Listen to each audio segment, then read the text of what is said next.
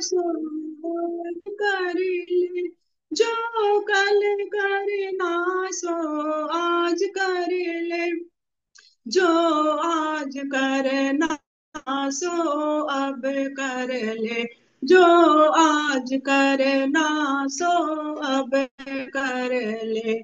जब चिड़िया ने चुग खेत लिया, जब चिड़िया ने चुग खेत लिया, फिर पछताए क्या होवत है, फिर पछताए क्या होवत है। उठ जाग मुसाफिर भोर भई, अब रैन कहाँ जो सोवत है। नादान भुगत करनी अपनी, नादान भुगत करनी अपनी, ए पापी पाप में चैन कहाँ, हे पापी पाप में चैन कहाँ। जब पाप की गठरी सर पे धरी, जब पाप की गठरी सर पे धरी, फिर शीस पकड़ क्यों रोवत हैं, फिर शीस पकड़ क्यों रोवत है। उठ जाग मुसाफिर भोर भई, अब रैन कहाँ जो सोवत है, जो सोवत है सो खोवत है, जो सोवत है सो खोवत है, जो जागत है सो पावत है, जो जागत है सो पावत है। उठ जाग मुसाफिर भोर भाई, अब रैन कहाँ जो सोवत है। हरे कृष्णा सर। अब सर प्रार्थना बोल रही हूँ। नहीं है मेरा यह संसार, न है यह मेरे लिए, सभी हैं कृष्ण के तभी तो प्यारे हैं वो सदा। मेरे तो है कृष्ण केवल दूसरा न कोई, जैसा भी उन्हीं का हूँ शरण में हूँ उनकी सदा। सुख दुख नहीं है जग में, सिर्फ है परिस्थितियां, है सभी प्रसाद प्रभु की, लो लगे कृष्ण से सदा। सच्चिदानंद रूपाय विश्वोत्पत्त्यादि हेतवे, तापत्रय विनाशाय श्रीकृष्णाय वयं नमः। कृष्ण स्वधाम गोपते धर्म ज्ञानादिभिः सह, कलो नष्ट दृशामे स पुराणार्को धुनोर्धितः। वसुदेवसुतं देवं कंसचाणूरमर्दनम्, देवकी परमानन्दं कृष्णं वन्दे जगद्गुरुम्। अजोऽपि सन्नव्यायात्मा भूतानामीश्वरोऽपि सन्, प्रकृतिं स्वामधिष्ठाय सम्भवासात्ममायया। यदा यदा हि धर्मस्य ग्लानिर्भवति भारत, अभ्युत्थानमधर्मस्य तदात्मानं सृजाम्यहम्।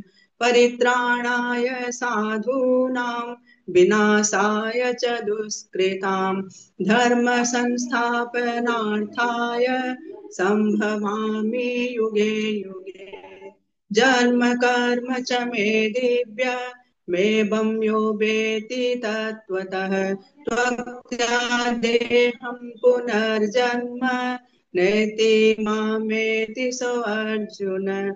वीतराग भय क्रोधा मन्मया मामुपाश्रिता, बहवो ज्ञान तपसा पूता मद्भावमागता। हरे कृष्णा सर, हरे कृष्णा। हरे कृष्ण। हरे सुबह सवेरे लेकर तेरा नाम प्रभु, करते हैं हम शुरू आज का काम प्रभु। हाँ, सुबह सवेरे लेकर तेरा नाम प्रभु, करते हैं हम शुरू आज का काम प्रभु। शुद्ध भाव से तेरा ध्यान लगाए हम, विद्या का वरदान तुम्ही से पाए हम। तुम्ही से है आगाज, तुम्ही अंजाम प्रभु, करते हैं हम शुरू आज का काम प्रभु। गुरुओं का सत्कार कभी ना भूले हम, इतना बने महान गगन को छू ले हम। तुम्ही से है हर सुबह, तुम्ही से शाम प्रभु, करते हैं हम शुरू आज का काम प्रभु। सुबह सवेरे लेकर तेरा नाम प्रभु, करते हैं हम शुरू आज का काम प्रभु। हरे कृष्ण। वसुदेव सुतं देवं कंस चाणूरमर्दनम्, देवकी परमानन्दम्, कृष्णं वन्दे जगद्गुरुं। श्री कृष्णं वन्दे जगद्गुरु। हरे कृष्ण। आप सभी वैष्णव जनों के चरणों में दंडवत प्रणाम। हरे कृष्ण। नारायणं नमस्कृत्य नरं चैव नरोत्तमं, देवीं सरस्वती व्यासं ततो जयमुदीरये।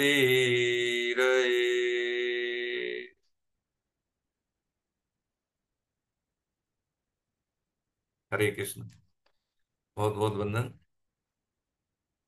अध्याय 15 पुरुषोत्तम योग, स्क्रीन शेयर कर देते हैं। स्क्रीन शेयर, हाँ यार। इसमें हमने 14वें श्लोक तक चर्चा की थी, जिसमें भगवान ने बताया कि पहले तो पुरुषोत्तम योग का मतलब हमने समझा। इस अध्याय का नाम पुरुषोत्तम क्यों कहा, चार चीजें भगवान ने बताई।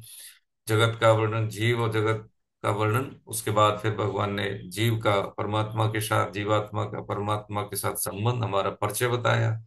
और इसमें श्लोक संख्या 5 में शरणागति के लक्षण हमने समझे।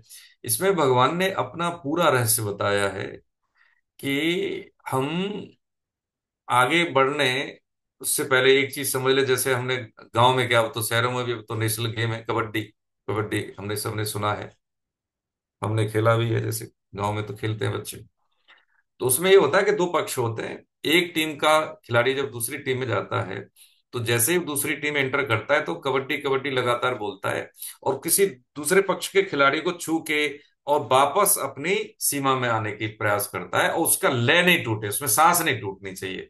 यदि उसकी सांस टूट गई तो वो हार गया, वो निकल गया, गेम से बाहर हो गया। यही होता है, सब जानते हैं।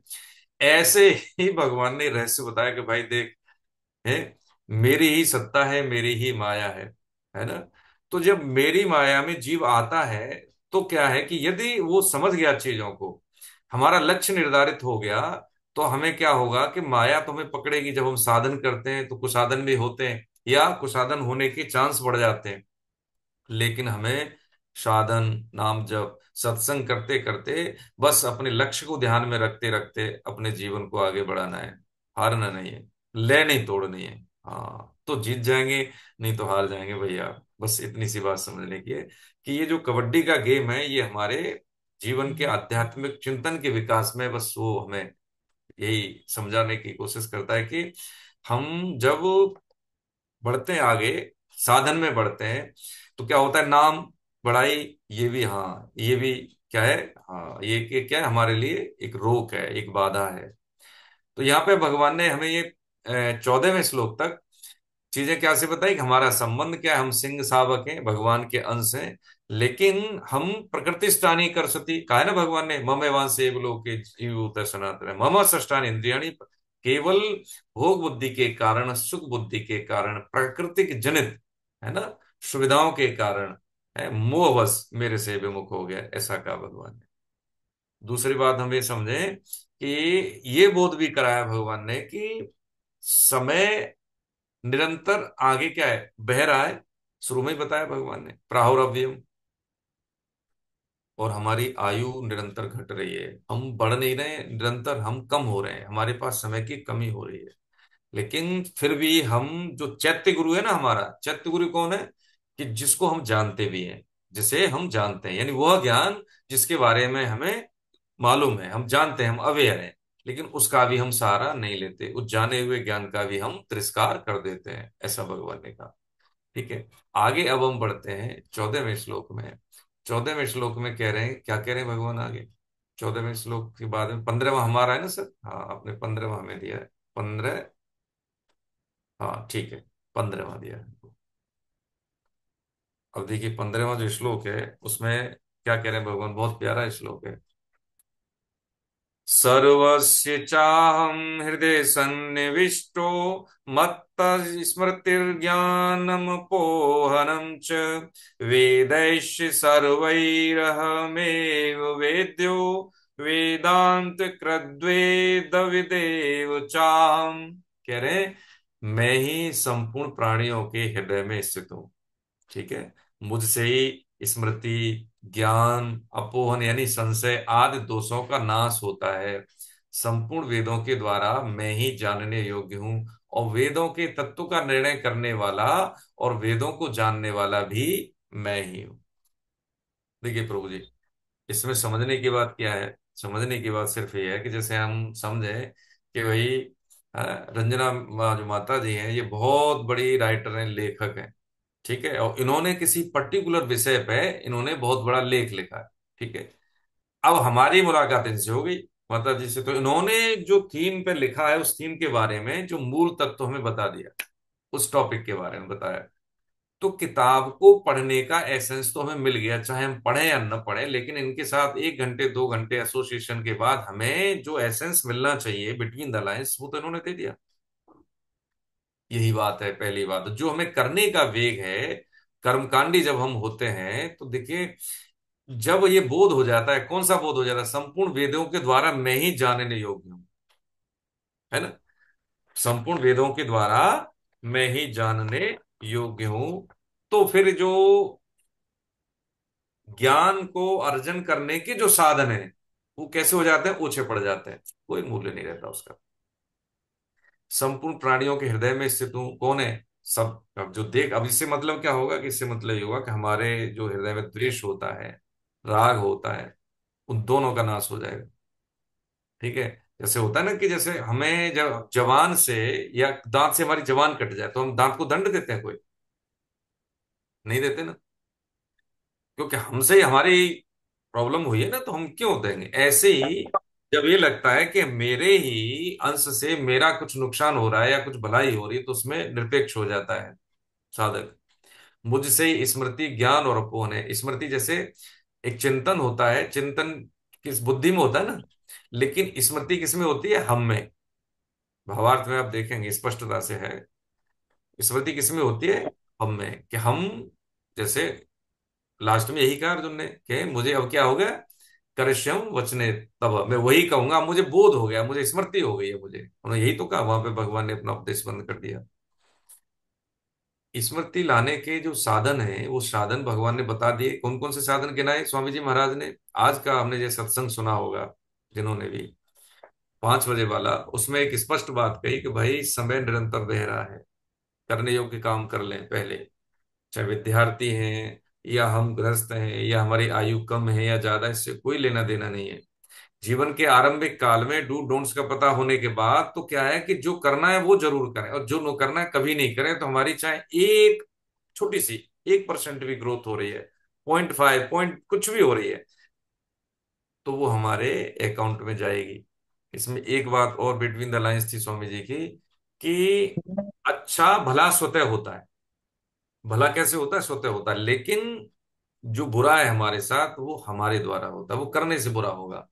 भला स्वतः होगा, और बुरा होगा वो करने से होगा। बुरा क्या होता है? कि भोग बुद्धि के कारण हमें जो करना है वो नहीं करते, प्रमाद बुद्धि के कारण, है ना। तो संपूर्ण प्राणियों में हृदय में स्थित हूं, जब ऐसा हम सोच लेते हैं तो सहज होगा, अच्छा ही होगा। लेकिन अपने हित के लिए, सांसारिक हित साधने के लिए जब हम करते हैं, तो भविष्य में वो ही है, पाप बन के हमें प्रणाम देने के लिए आता है। मुझसे स्मृति है, यानी यदि हम, जो भगवान ने कहा है, जो साधन गिनाए हैं, कौन कौन से साधन गिनाए? 4 साधन हमने समझे। जो क्लास के आरंभ, जैसे हमारा कोर्स शुरू हुआ, तो सबसे पहले हमने यही गिने। कौन कौन से? स्वाध्याय गिना, और नाम जप गिना, उद्देश्य लिखना, तो गीता से लोगों को जोड़ना। इन साधनों से हमारा जो मल है ना, मल अशुद्धि जो है, संस्कार जो कई जन्मों के हैं, उनका निक्षेपीकरण क्या होता है? जो निक्षेपीकरण है उसका अपक्षय होता है। निक्षेप का मतलब परत दर परत जमाव, अपक्षय का मतलब घटाव उसका। जैसे होता है ना कि बारिश हुई, पानी का बहाव आया और कट गई जमीन, ये तो ये इन 4 साधनों से जो हमारा जो मल है, जो कुसंस्कार है, उनका नाश होता है। ज्ञान और अपोहन, यानी अपोहन संशय है, अपोहन का नाश होता है, स्मृति ज्ञान की वृद्धि होती है। ज्ञान कौन सा? बस यही ज्ञान जो भगवान ने बताया, क्षेत्र क्षेत्र का क्या ज्ञान, जो बताया कि जीवात्मा मेरा ही अंश है ना। और संशय नहीं होना चाहिए इसमें, है। स्मृति ज्ञान अपोहन, यानी संशय यदि इसमें हो गया कि भाई हम तो ये है ऐसा, बस ये बस प्रॉब्लम है, समस्या है। हम जो साधन कर रहे हैं अपने आप में पूर्ण है, ऐसा विश्वास होना, इसी को कह देते हैं श्रद्धा और विश्वास, कि मैं जो कर रहा हूं वो ठीक है, वो प्रमाणिक है, वो वैज्ञानिक है, और इसको करने से मुझे लाभ होगा ही होगा। लेकिन इसमें यदि संशय आ गया, तो जैसे दूध में और वो डाल दिया हमने बूंद, किसकी? नींबू की, फिर नहीं, ये संशय नहीं होता। संशय आत्मा विनश्यति कहा है ना भगवान ने।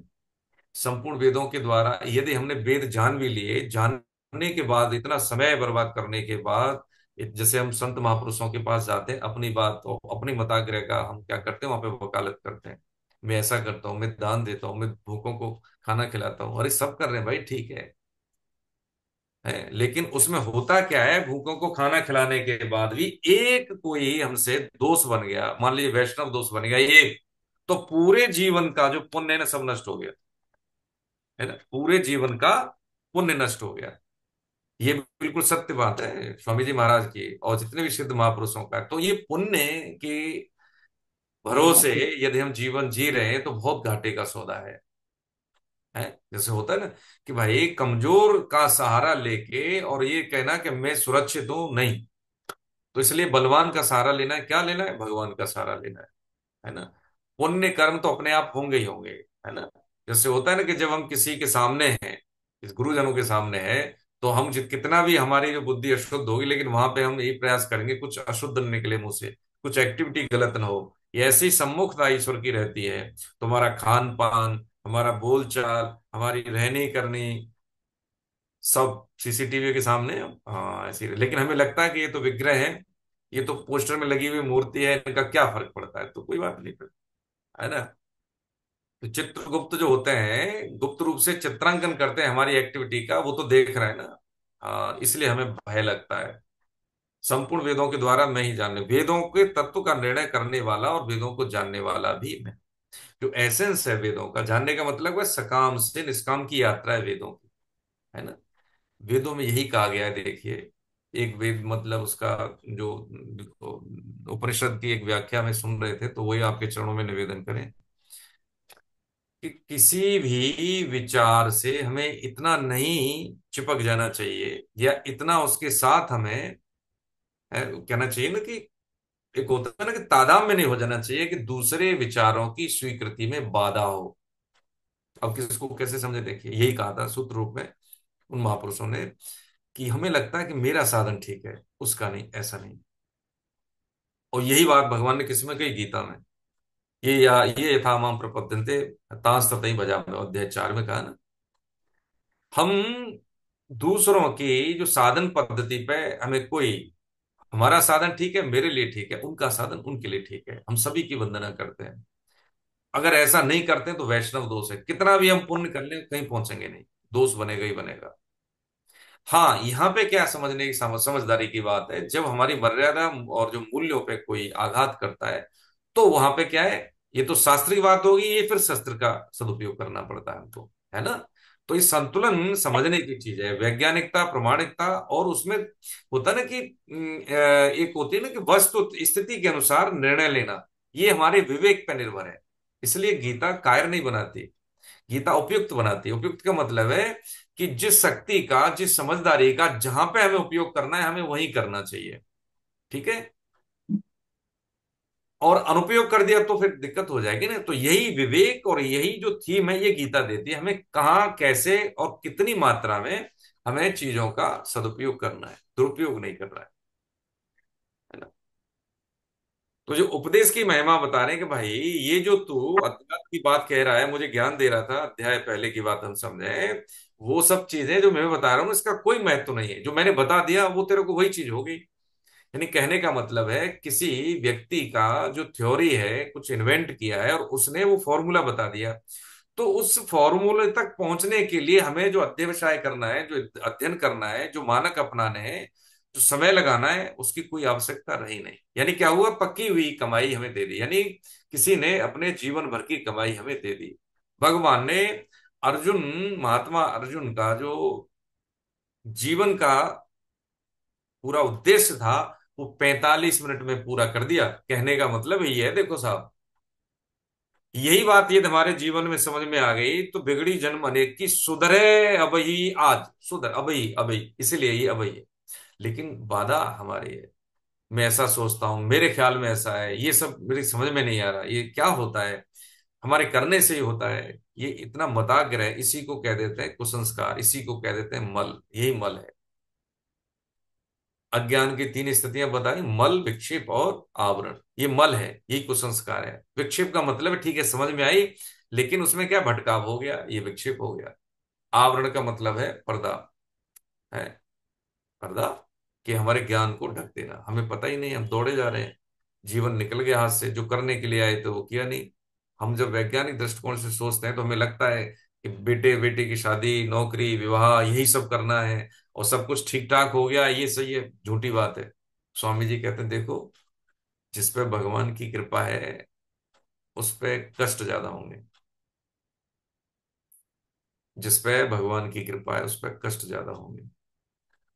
ये पक्की बात है। और सिद्ध महापुरुषों से जब सत्संग सुनेंगे तो आपने सुना भी होगा, कुछ जनों ने, सुधी जनों ने। लेकिन हम क्या करते हैं, बहुत सहज चल रहा है, बहुत बढ़िया है, सब कुछ ठीक चल रहा है, और उसमें क्या है, हमारे साधन की गति को हम बाधित कर देते हैं। आराम से करते हैं, तो साधन में हो, साधन में हो, सुबह उठ गए तो साधन, दिन भर को साधन, फिर शाम को थोड़ा बहुत और खा पी के सो गए। ये बहुत भूल भूल है, कोई फायदा नहीं इससे, है ना। देखो जी, कोई फायदा नहीं है। आज क्या है, 22 का 22 नवंबर 2025, यानी 2025 की शाम होने वाली है। तो 2025 में तो हमने गीता शुरू की पहली बार, मान लीजिए जिसने पढ़ी है। मेरे में क्या परिवर्तन आया, मेरा बोलने का तरीका, देश के प्रति, समाज के प्रति, परिवार के प्रति मेरा दृष्टिकोण कैसा है, मैं कैसे बात करता हूँ, विपरीत परिस्थिति कोई मिसकमेंट करता है तो मेरा व्यवहार कैसा होता है, दिन की शुरुआत कैसे है मेरी, रात का सोना कैसा है मेरा, खान पान कैसा है मेरा, है क्वालिटी टाइम बच्चों को देता हूँ जो कि देश के भविष्य है मेरे लिए, तो मैं देश के लिए जो जनरेशन तैयार कर रहा हूँ वो क्या है, मेरा इनपुट क्या है उनके लिए। कुछ नहीं अलग से करना है इसमें, यही कह रहे हैं। युद्ध के लिए ये सब बताने की क्या जरूरत थी, वेद है, फलाना है, की कोई मतलब था। युद्ध के लिए धनुष, बाण और जो है अपनी ताकत, शारीरिक हो, मानसिक हो, बौद्धिक हो, तीनों उपयोग करने हैं उसमें। ये सब अध्यात्म ज्ञान का लेने की क्या जरूरत थी, लेकिन नहीं, हमारे सबके सामने अपना अपना महाभारत और कुरुक्षेत्र है ना। अभी हमें लगता है कि जी सेमिनार हो रही है, तो भाई हमारा क्या काम है, जो आयोजक है वो जाने, नहीं, जहां हो रही है, जैसे हम जा सकते हैं, किसी को भी भेज सकते हैं, जरूर भेजें। देखो, भगवान भी आए तब भी भीड़ तो कम उनके पक्ष में थी, अधर्मियों के पक्ष में ज्यादा भीड़ थी। तो आज भी वही है, कोई ज्यादा, कोई ज्यादा बदलाव नहीं है। लेकिन हाँ, ये है कलयुग की कृपा, कहेंगे यहाँ पे, कि यदि हमारे अंदर किसी के प्रति कोई भाव आ गया, सतयुग में तो ऐसा होता था, ये विचार में भी अशुद्ध भाव आ गया तो पनिशमेंट होता था, लेकिन कलयुग में करेंगे एक्ट, मतलब होता है ना कि जब उसको हम फिजिकली करते हैं तो आता है, सोचने से दोष नहीं लगता। इतना बड़ी कृपा है कलयुग की। और नाम से ही कलयुग केवल, हाँ जानते हैं सब आप, भगवत प्राप्ति है ना। लेकिन उसमें भी बाधा क्या है कि हम बहुत नाटकबाजी कर लेते हैं।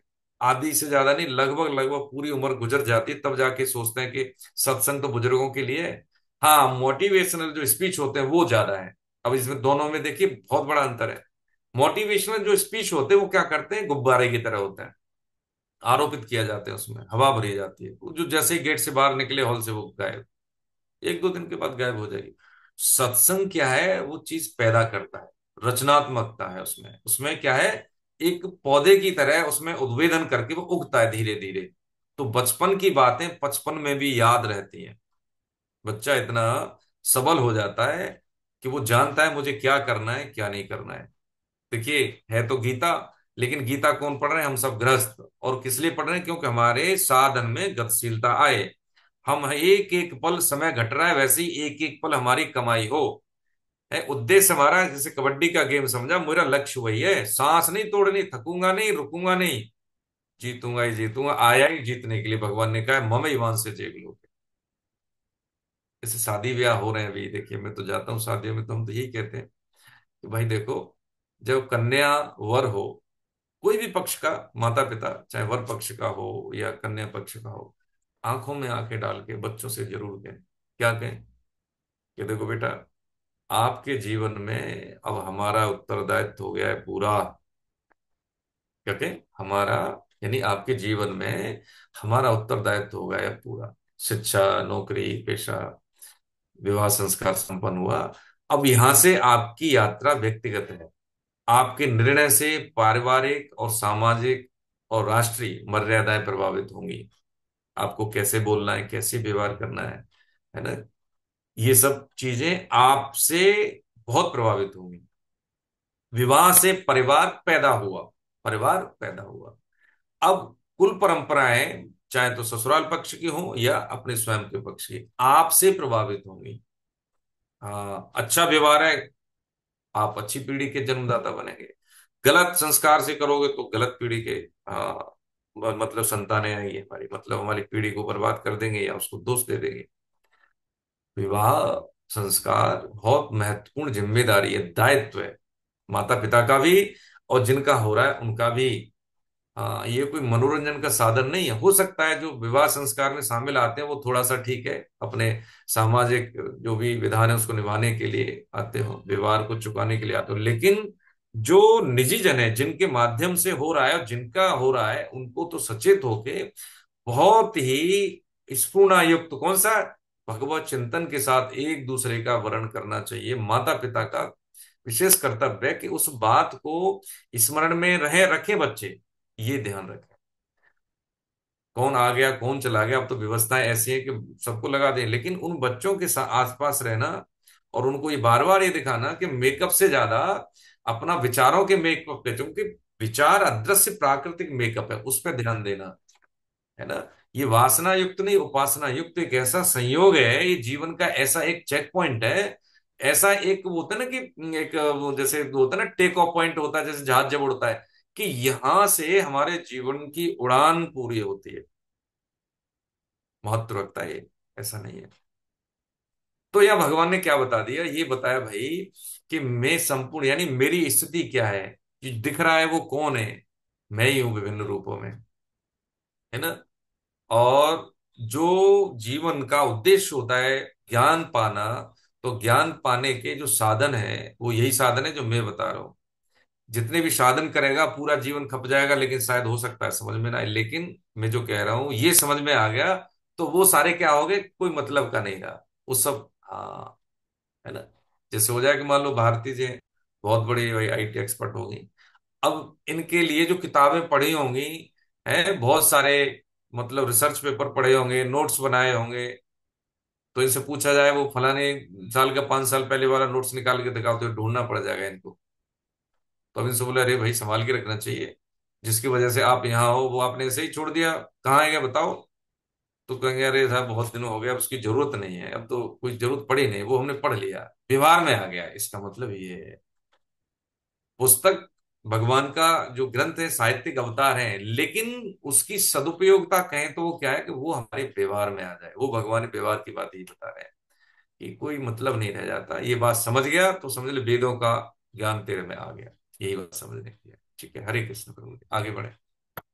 16वां श्लोक किनका है सर? 16-17 बालकृष्ण गुप्ता जी हेलो। का। हरे कृष्ण प्रभु जी, हरे कृष्ण। आवाज आ रही है सर? हाँ बिल्कुल आ रही है। हरे कृष्ण। संबंध इसी अध्याय के पहले हम्म श्लोक 15वें में हम्म श्लोक तक 3 प्रकरणों में क्रमशः हम्म संसार, हम्म जीवात्मा और हम्म परमात्मा का विस्तार से वर्णन किया है। अब वह विषय का हम्म उपसंहार करते हुए आने आगे के 2 श्लोकों में उन हम्म तीनों का क्रमशः क्षर, अक्षर और पुरुषोत्तम नाम से हम्म स्पष्ट वर्णन करते हैं। हम्म श्लोक। द्वाविमो पुरुषो लोके सरक्षाक्षर एव च हम्म सर सर्वाणि भूतानि हम्म कूटस्थोऽक्षर उच्यते। हम्म उत्तम पुरुषस्य तवनये परमात्मेतयुदाहत यो लोकत्रयमाविश्य विभरत्वय ईश्वर। इस संसार में हम्म सर नासवान और अक्सर अविनाशी, ये 2 प्रकार के ही पुरुष हैं। संपूर्ण प्राणियों के शरीर सर और जीवात्मा अक्सर कहा जाता है। हम्म उत्तम पुरुष तो अन्य विलक्षण ही हैं। हम्म जो परमात्मा इस नाम से कहा गया है हम्म वही अविनाशी ईश्वर तीनों लोकों में प्रविष्ट होकर सबका भरण पोषण विविध करता है। यहाँ पर हमें भगवान इस श्लोक के माध्यम से ये समझाते हैं कि अभी तक जो हमें बताते गए हैं कि हम्म शरीर शरीरी, परा हम्म अपरा, हम्म क्षेत्र क्षेत्रज्ञ, ये सब हमारे को पूर्व में बता दिए हैं। हम्म लेकिन भगवान यहाँ हमें जो हमारे लिए बताना चाहते हैं वो ये बताना चाहते हैं कि वह सर मतलब नाशवान और हम्म अक्षर मतलब अविनाशी। हम्म जो सर है वो एक तरह से हम अपने शरीर को विचार करें तो सर जो है कि वो एक दिन निश्चित रूप से विनाश होना ही है।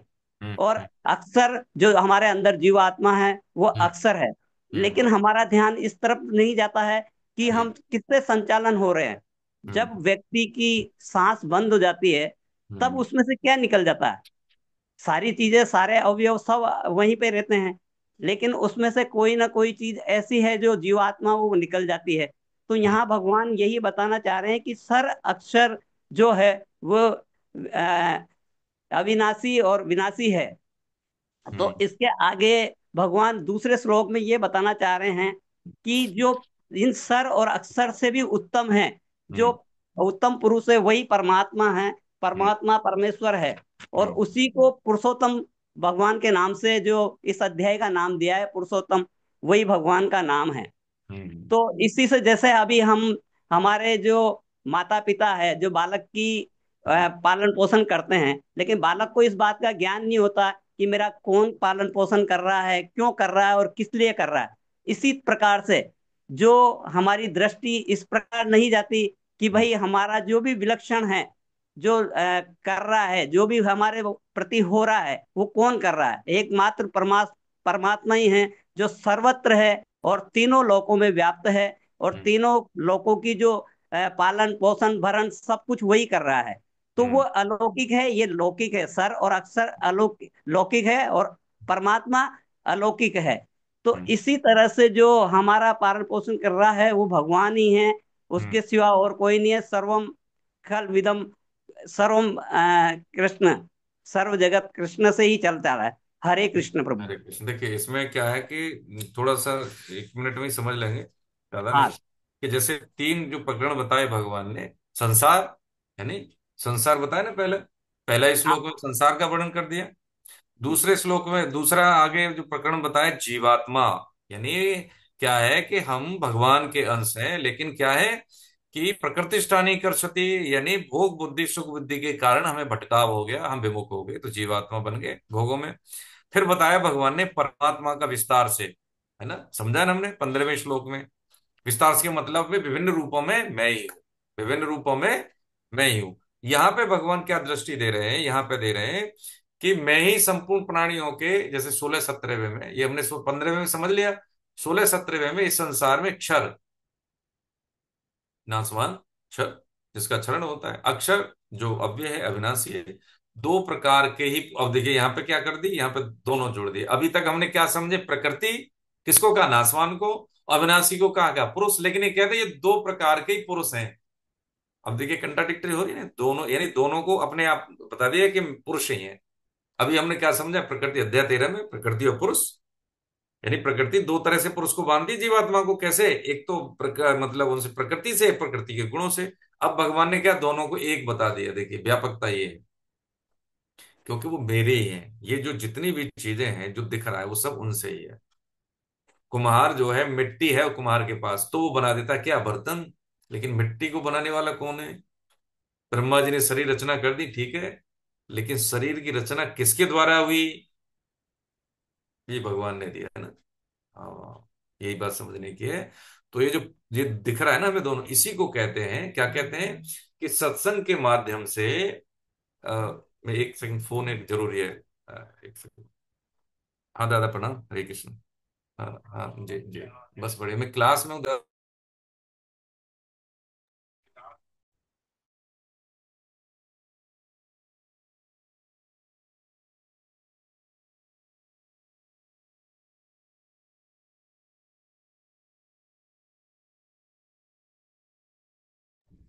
क्षमा प्रार्थी है, एक्चुअली कुछ जरूरी था इसलिए थोड़ा सा हमने माफी चाहिए आपसे, ब्रेक लिया। हाँ उसमें, हाँ दोनों एक बता दिए। असंपूर्ण प्राणियों के शरीर क्षर और जीवात्मा अक्षर कहा जाता है। अब देखिए इसको कैसे समझें।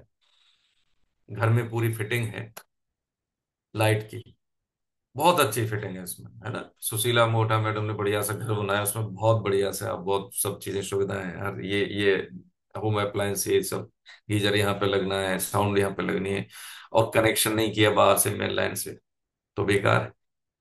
या हम कहें कि कनेक्शन भी कर दिया है लेकिन उसमें सप्लाई नहीं आ रही, तो क्या करें।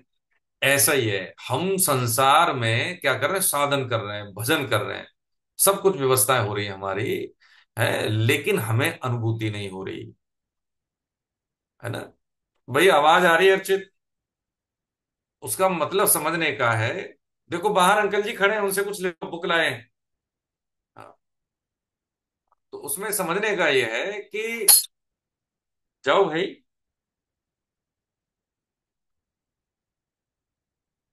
समझने का सिर्फ इसमें इतना सा था कि जब हम देखते हैं कि कनेक्शन लगा हुआ होने के बाद भी हमारी जो लगी हैं डिवाइसें चल नहीं रही, तो हम चेक करते हैं, फिर उसको ठीक कराते हैं। बस यही बात समझने की है कि कनेक्शन हमारा भगवान से जुड़ा है, ये हम जानते हैं, लेकिन सही जुड़ा है या गलत जुड़ा है ये तो कोई सिद्ध महापुरुष या सत्संग के माध्यम से पता लगेगा। तो फिर जब हम चेक करें अपने कि कहाँ पे लीकेज है, उसके बाद हमारी हर दिन उन्नति होगी होगी। तो ये जो नासवान और उसको हम अलग, जैसे पुरुष, जैसे क्षर और अक्षर, अक्षर ये ज्ञान भगवान ने बताया, सही मायने में ज्ञान ये जान लेता है, यही ज्ञान है और अंतिम ज्ञान है। तो जब हम इसको जान लेते हैं तो हम ये परा अपरा, प्रकृति पुरुष, जड़ चेतन, शरीर शरीरी, इस भेद से हम परे हो जाते हैं। परे कौन, साधक, हम का मतलब साधक, है ना? लेकिन ये कहा भगवान ने कि अब यहां पे कैसे समझे कि जीवात्मा को शुद्ध करने के लिए, जैसे हम डॉक्टर को बनाए तो डॉक्टरी के क्या प्रतिमान है, अरे एमबीबीएस करेगा, एमडी करेगा, वगैरह वगैरह, इंजीनियर बनेगा तो इंजीनियर के प्रतिमान है। ऐसे ही जीवात्मा को शुद्ध करना है तो कैसे करेंगे, बस यही है, ये क्या है यहाँ, ये तो भगवान ने माया, संबंध, अब इससे व्यवहार कैसे करना है, कोई प्रतिकूल करेगा, कोई अनुकूल करेगा, कोई मारेगा, कोई किसी को कुछ करेगा, कोई समाज में अव्यवस्था फैलाएगा, हमारा कर्तव्य क्या है, बस यही है, इसी पे रैंकिंग होनी है। जैसे विभिन्न परीक्षाओं के माध्यम से व्यक्ति भीड़ से अलग निकलता है, लाखों में से अलग निकलता है, ऐसे ही जीव 84 लाख योनियों में से जब बिना, है ना, कर हूं कर, मैं भूल गया, देखो कि अहेतु की कृपा से भगवान मनुष्य शरीर दे देते हैं बीच में, तो उसका मतलब सिर्फ यही है कि एक अवसर दे दिया भगवान ने कि यदि ऐसा ये जीवात्मा को मिला अवसर, इसका सदुपयोग कर लेता है तो बस वो छट गया, भीड़ से अलग हट गया। उसको दोबारा फिर इस एग्जाम देने के लिए आवश्यकता उसकी नहीं होगी। लेकिन उसके बाद भी हम साधन भी करते हैं, कुशाधन भी करते हैं, समायोजन करते हैं। साधन कुशाधन इक्वल टू समायोजन, कि हम हाँ जिए भी, अच्छा भी भोगे भी और ये भी करें, तो वो फिर नहीं ना। कबड्डी वाला खिलाड़ी बनना है इसमें, सिर्फ हमारा ध्यान कहाँ है, बस ये काम करके आगे जाना है प्रभु जी देखो। नहीं तो अध्यात्म के भी मेले में बहुत दुकानें हैं। ईमानदारी से बात करें, आपके चरणों में निवेदन करें, व्यक्ति कहीं ना कहीं भटकता जरूर है, ज्यादातर फिसलन के हैं। इसलिए गुरु का होना, गुरु का वर्ण करना यहाँ पे थोड़ा सा जरूरी ये होता है, क्योंकि उनकी डांट हमें फिजिकली मिलती है। हम भगवान श्री कृष्ण को, गीता को गुरु मान लेते हैं, लेकिन वो डांटती तो है नहीं गीता माता, डांटती है? जैसे अजय श्रीवास्तव साहब बड़े भाई हैं हमारे, अब वो गलत करेंगे तो डांट देंगे मेरे को, तो इसलिए मुझे इनका डर लगेगा। लेकिन यदि हम ऐसे ही किसी फोटो की आकृति को मान लें गुरु, है कृष्णम वंदे जगत गुरु, लेकिन भगवान तो कहने नहीं आ रहे डांटने के लिए, तो हम क्या करते हैं, मनचाही आचरण कर लेते। बस यही है गुरु वर्ण करने में और मानने में। तो गुरु के माने शिष्य है, शिष्य के माने गुरु है, गुरु के माने शिष्य नहीं। क्योंकि ज्ञान तो जीवन में कहीं से भी हमें मिल सकता है, मानने की जरूरत है।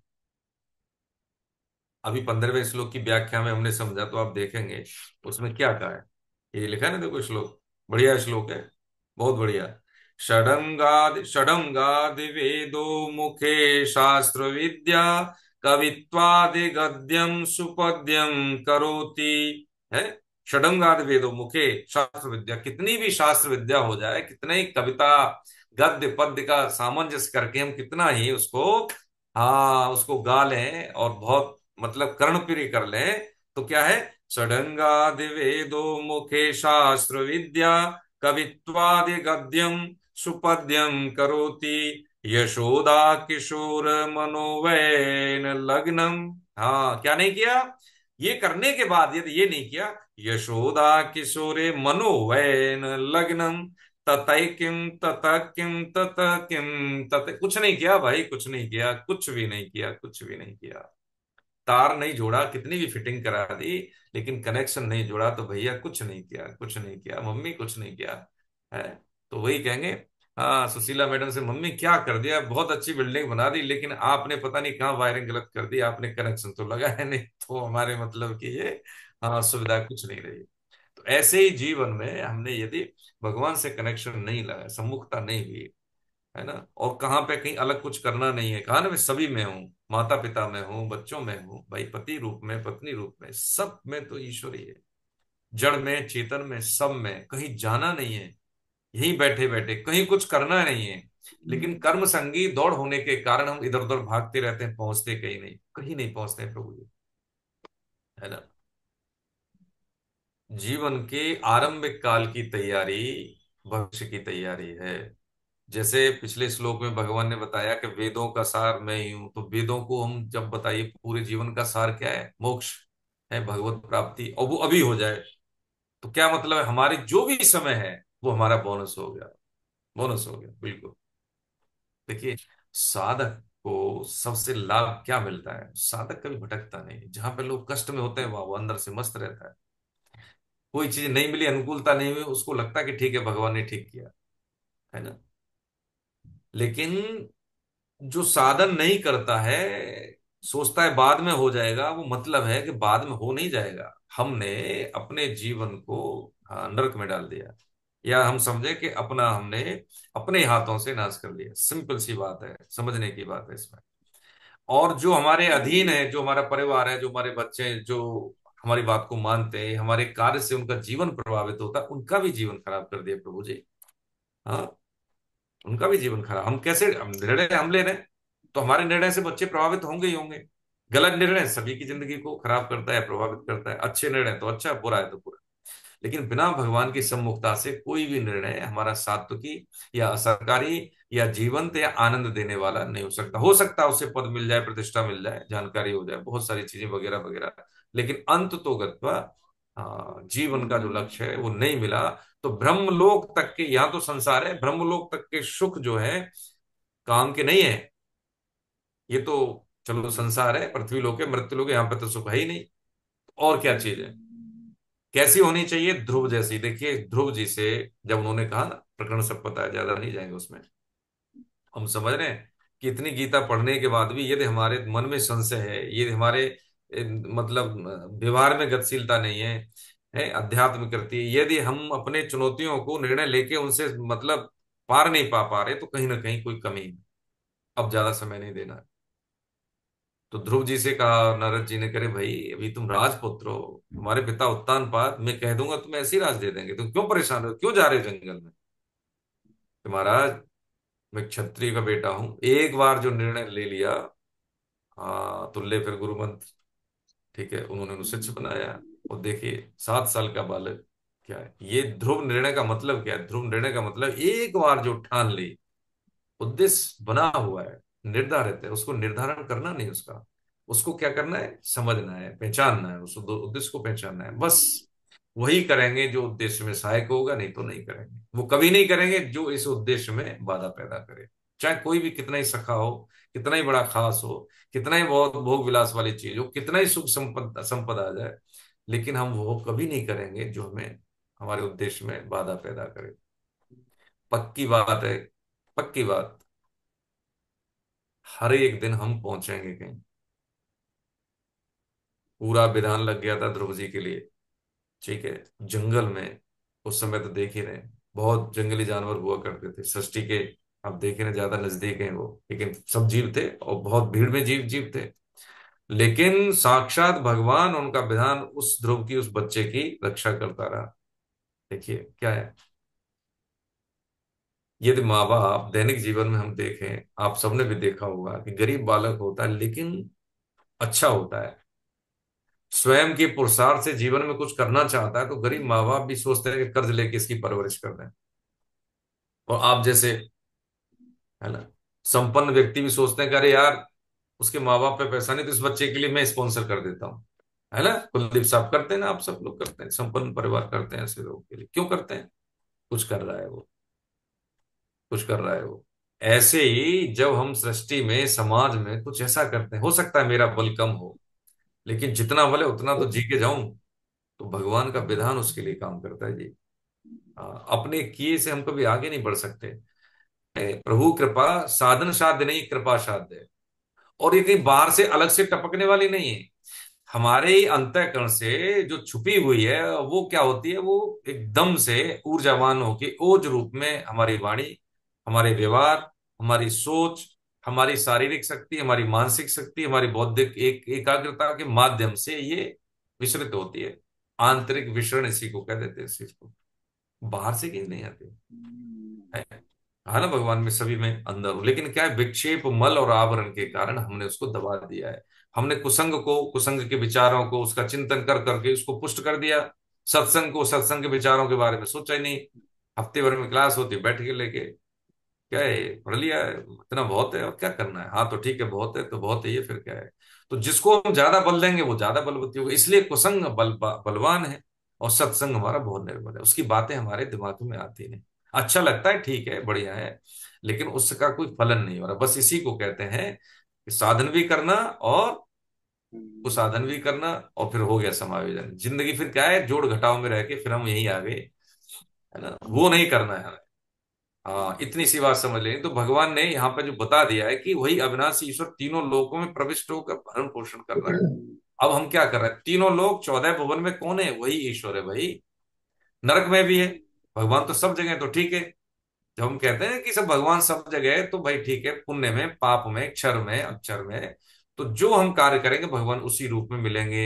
हाँ, जब हम पाप कर्म करेंगे तो भगवान नरक रूप में मिलेंगे, पुण्य कर्म करेंगे तो भगवान स्वर्ग रूप में मिलेंगे, और पाप पुण्य दोनों से परे हो जाएंगे तो भगवान फिर किसमें, निरपेक्ष रूप में मिलेंगे, गौलोक धाम में मिलेंगे। वहां पे आनंद ही आनंद है, न पुण्य है, न पाप है, न उसका चरण है। ये सब चीजें समझने की सर। ठीक है सर। हरे कृष्ण प्रभु जी। 18वां श्लोक, धीरज जी।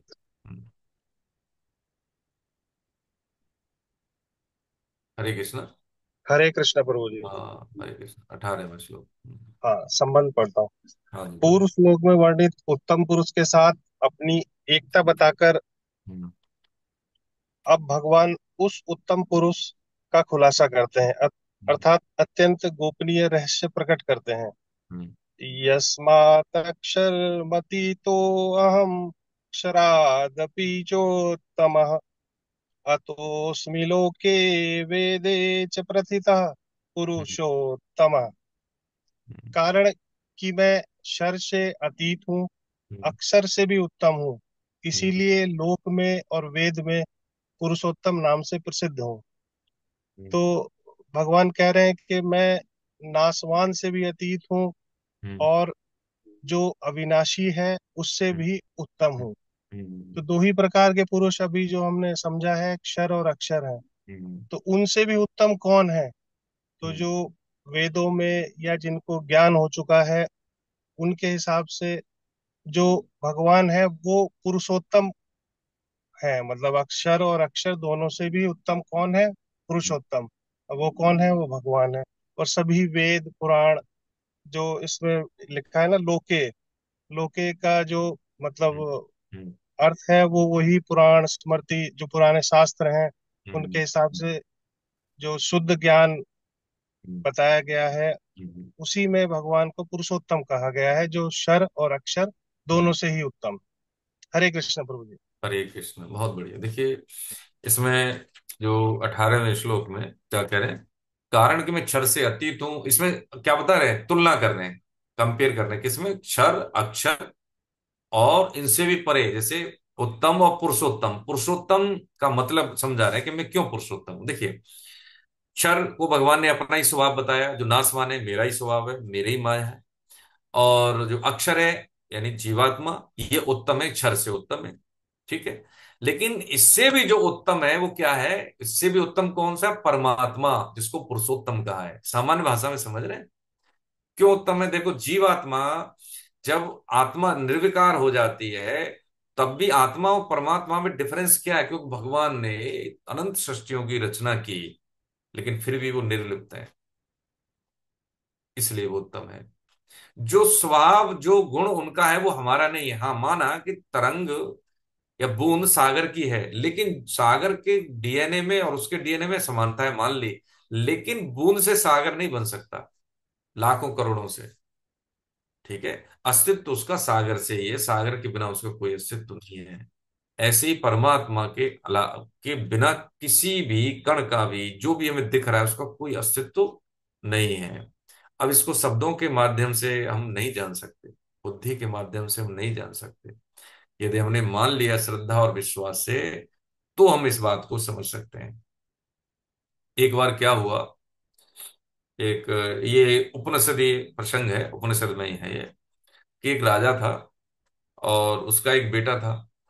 तो राजा बहुत धार्मिक, श्रद्धावान, गुणवान प्रजापालक था, लेकिन उसका बेटा ऐसा कोई कुसंगी नहीं था, लेकिन वो भगवान में विश्वास नहीं करता था। वो कहते दिखता नहीं है, वो करता क्या है, उसके कहने से होगा क्या, ये सब तो हमारा स्थूल बुद्धि से सोचने वाले था। वो विश्वास नहीं करता था भगवत सत्ता में, जिसको हम कहते हैं कि भाई ठीक है ये जो है सात्विक है, वो नास्तिक, नास्तिक वाली भाषा थी उसकी। तो राजा चिंतित हो रहा था कि भाई कैसे करूं, मेरी आयु हो रही है, इसको बनाना तो इसी को है, लेकिन अब कैसा राजा बनेगा मुझे नहीं पता। तो जब उसका अंतिम समय आया तो उसने बोला, बेटा देखो अब हमारा समय आ गया है, तुम्हारा शादी ब्याह हो गया, सब कुछ हो गया, लेकिन एक चीज मुझे खटक रही है कि तुम श्रद्धा और विश्वास के हृदय के स्वामी नहीं हो। इसका कारण तुम्हारा जो राज्य काज में जो निर्णय लेने की शक्ति है वो प्रभावित होगी। हर काम बुद्धि से नहीं होता, कभी कभी हृदय से भी होता है। दिल और दिमाग के कोऑर्डिनेशन से चीजें ज्यादा अच्छी चलती है, न केवल दिमाग से न केवल दिल से, इन दोनों का वो उसकी समझ में फिर भी नहीं आया। उसने 3 प्रश्नों का ऐलान किया। क्या? कि एक तो क्या है कि भगवान है तो मुझे दिखाओ, अगर है तो वो क्या देख रहा है, वो देख रहा है तो ठीक है, फिर वो कर क्या रहा है इस समय। तो उससे 3 प्रश्नों ने वो अपनी जो अज्ञान होता है ना, जिसको कहते हैं सीमित ज्ञान, और वो भी स्थूल ज्ञान, उसकी परिभाषा 3, मतलब कहना चाहिए कि जो एसेंस था कि किस कोटि का अज्ञान है, उसने 3 प्रश्नों में अपने राज्य में बता दिया। देखिए समझ रहे हैं हम चीजें जो प्राय हम लोगों की, इसलिए तो एक उसने 15 दिन का समय दिया। अगर 15 दिन का हमारी जो उत्तर नहीं दिए तो हम मंदिर हटवा देंगे, ये सब हटवा देंगे, मूर्ति पूजा बंद करा देंगे। तो वही राज्य में तो दिक्कत हुई, लेकिन राजा का आदेश है, मंत्री भी परेशान। तो अब अंतिम दिन रह गया, 15वां दिन। तो एक मंत्री ने अपने घर में ऐसी बात की कि भाई ऐसे ऐसी बात है। तो उनकी बेटी ने बोला कि पिताजी मुझे ले चलो आप। अरे कितने महापुरुष आए, सिद्ध महात्मा, कोई नहीं दे पाए, तू देगी उत्तर उसका? क्या हाँ। तो वहां पर गई, उसने बोला कि मैं आपके प्रश्नों का उत्तर देने के लिए तैयार हूँ। तो बोले बोलो क्या करें? कि उत्तर देने से पहले एक कटोरा बोले क्या हो जिसमें दूध भरा हुआ। तो उन्होंने कहा ठीक है। तो उन्होंने कहा राजन, इस कटोरे में क्या है? कि दूध। अच्छा, इस दूध में क्या है? मैं इस दूध में, आप इसमें मक्खन देख रहे हैं, इसमें घी देख रहे हैं, इसमें दही देख रहे हैं कि नहीं? मैंने कहा ठीक, लेकिन मैं इसमें मक्खन भी देख रही हूँ, दही भी देख रही हूँ, दूध भी देख रही हूँ, सब चीज देख रही हूँ। यदि आपको पता है कि दूध से क्या क्या बनता है, और दूध से ही बनता है, दही दूध से ही बनेगा, मक्खन दूध से और बनेगा, घी, ये अज्ञान की धरा पे कि मुझे इतना ही आता है तो यही सही है, दूसरा सही नहीं, ये अज्ञान यही है राजन। ऐसे ही हम दिखता है कि मैं व्यक्ति को देख रहा हूं, लेकिन व्यक्ति में जो शक्ति है व्यक्ति पने की, वो किससे है वो पता नहीं है। ऐसे ही संसार में जैसे दूध की कण कण में, बूंद बूंद में क्या है? घी है। ऐसे ही संसार के कण कण में भगवान है राजन। वो सब में है, बराबर है, सब समय है, सब जगह है। आप में भी है, मुझ में भी है, लेकिन वो दृष्टि नहीं है। साधन, श्रद्धा और विश्वास से वो दृष्टि आती है। तो क्या है कि वो अगोचर है, आप उसको इंद्रियों के माध्यम से जानने का प्रयास करते हैं राजन। तो ये हाँ, अनुचित साधन है। अनुचित से उचित कभी प्राप्त नहीं किया जा सकता। राजन का मेरा दूसरा भी प्रश्न है, मैं सहमत हुआ इससे कि हाँ ठीक है। दूसरा प्रश्न क्या है कि वो किसको देख रहा है? तो उसने कहा कि ठीक है, एक कैंडल लाओ, मोमबत्ती। मोमबत्ती, तो उन्होंने कहा राजन ये क्या है? कि मोमबत्ती है। अच्छा, ये किसको रोशनी दे रही है? कि सबको दे रही है। हाँ, तो बस ऐसे ही है। वो सब तरफ सब ओर देख रहा है। जैसे दीपक या कैंडल हम जला रहे हैं तो वो किसी एक दिशा में नहीं है, उसका सभी दिशाओं में है। कोई बाधा पैदा कर दे तो उधर दिशा नहीं जाएगी, उसके पार नहीं जाएगी, लेकिन वो तो सभी में विस्तृत है, बिखरा हुआ है। उन्होंने कहा मैं सहमत हुआ इससे भी। तीसरा, इस समय क्या कर रहा है? तो उन्होंने कहा ठीक है, क्योंकि मैं आपके प्रश्नों का उत्तर दे रही हूं तो मैं गुरु हूं, तुम शिष्य। तो यदि इस प्रश्न का उत्तर चाहिए तो आप मेरी जगह पे आओ, मैं आपकी जगह पे। तो राजा खड़ा हो गया, अपना सिंहासन दे दिया उस बच्चे को। तो उसने कहा राजन, ये वो क्या कर रहा है, ये करने की सामर्थ्य उसी से है। एक सामान्य को राजा बना दिया उसने अभी, और राजा को सामान्य व्यक्ति। इस समय वही यही कर रहा है कि तुम राजा से प्रजा बन गए और मैं प्रजा से राजा। इस समय वो यही कर रहा है। वो राजा, अब एक्चुअली होता क्या है कि यही चीजें, कहीं राजा ये बाहर नहीं है, जैसे हमने समझा धृतराष्ट्र दुर्योधन बुद्धि कहीं बाहर नहीं, ये हम में ही है। तभी तो हम बैठे हैं। इसको स्वीकार लेना, इसको स्वीकार लेना, मेरे में कमी है, मुझे ये बीमारी है, तो हम इलाज भी करेंगे, परहेज भी करेंगे, और ठीक भी होंगे। जब तक हम ये नहीं स्वीकार करते तब तक हम कहीं नहीं पहुंचते हैं। इसीलिए अकिंचन भाव, जो देखिए आप सामान्य, जिसका जिसका गुरु वर्ण किया है, जिस साधक ने, और उनके प्रति श्रद्धा विश्वास है, उसके भाव ही अलग होंगे। पक्की बात है, उसके भाव ही अलग होंगे। जब तक मताग्रह कि हम तो साधन कर रहे हैं, हम तो ये कर रहे हैं, स्वामी जी का सत्संग सुन रहे हैं, कुछ ना होने वाला। जब तक कुसाधन होगा तब तक साधन होगा ही नहीं। होगा तो समायोजन है, वो साधन नहीं है। ये वो बात है जिस पे यदि हमने अपने आप को कसौटी पे उतार लिया तो हर एक दिन उसमें भविष्य नहीं है। लगेगा कि हम साक्षात्कार ही हो रहा है भगवान से। हाँ, सामने भाई साहब खड़े हैं, कोई सामने सुधीजन कोई खड़े हैं, बस वो भगवान का ही रूप है। और हकीकत की बात यही है कि कोई भी रूप हो, यदि हृदय से हम शुद्ध हैं, ठीक है, भगवत परायण है, भगवान के आश्रय में, तो सामने वाला चाह कर भी गलत नहीं, सही करके जाएगा, आशीर्वाद ही देके जाएगा।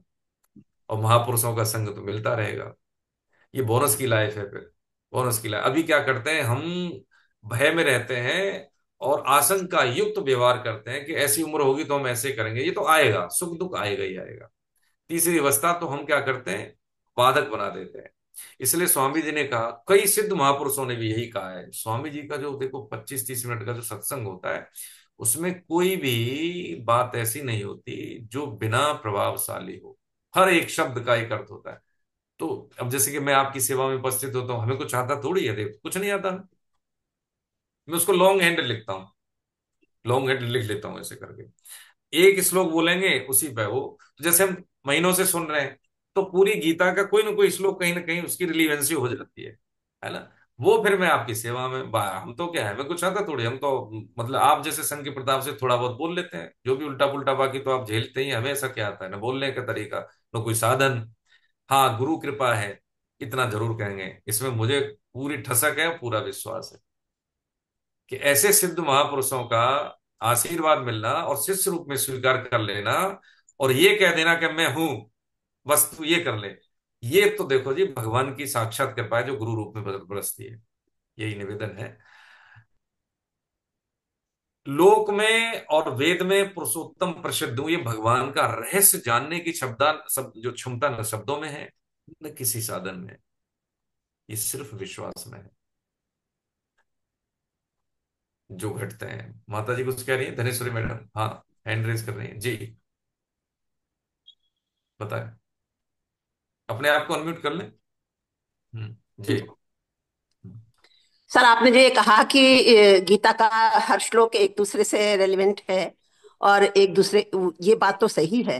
पर उपयुक्त समय में उपयुक्त व्याख्या में, जिस श्लोक की हम व्याख्या, जिस अध्याय की हम व्याख्या कर रहे हैं, उसमें 18 अध्यायों को आपस में कोरिलेट करना और उससे अन्य श्लोकों से उसका संदर्भ उठा लेना, या अन्य कथाओं को जो उसमें प्रसंग आए हैं उनको उस श्लोक में उसके कैनवास में फिट करके और इस तरह से अभिव्यक्त करना कि साधक के माइंड में उसकी एक छवि स्थापित हो जाए और वो उससे अपने आप को कोरिलेट कर ले।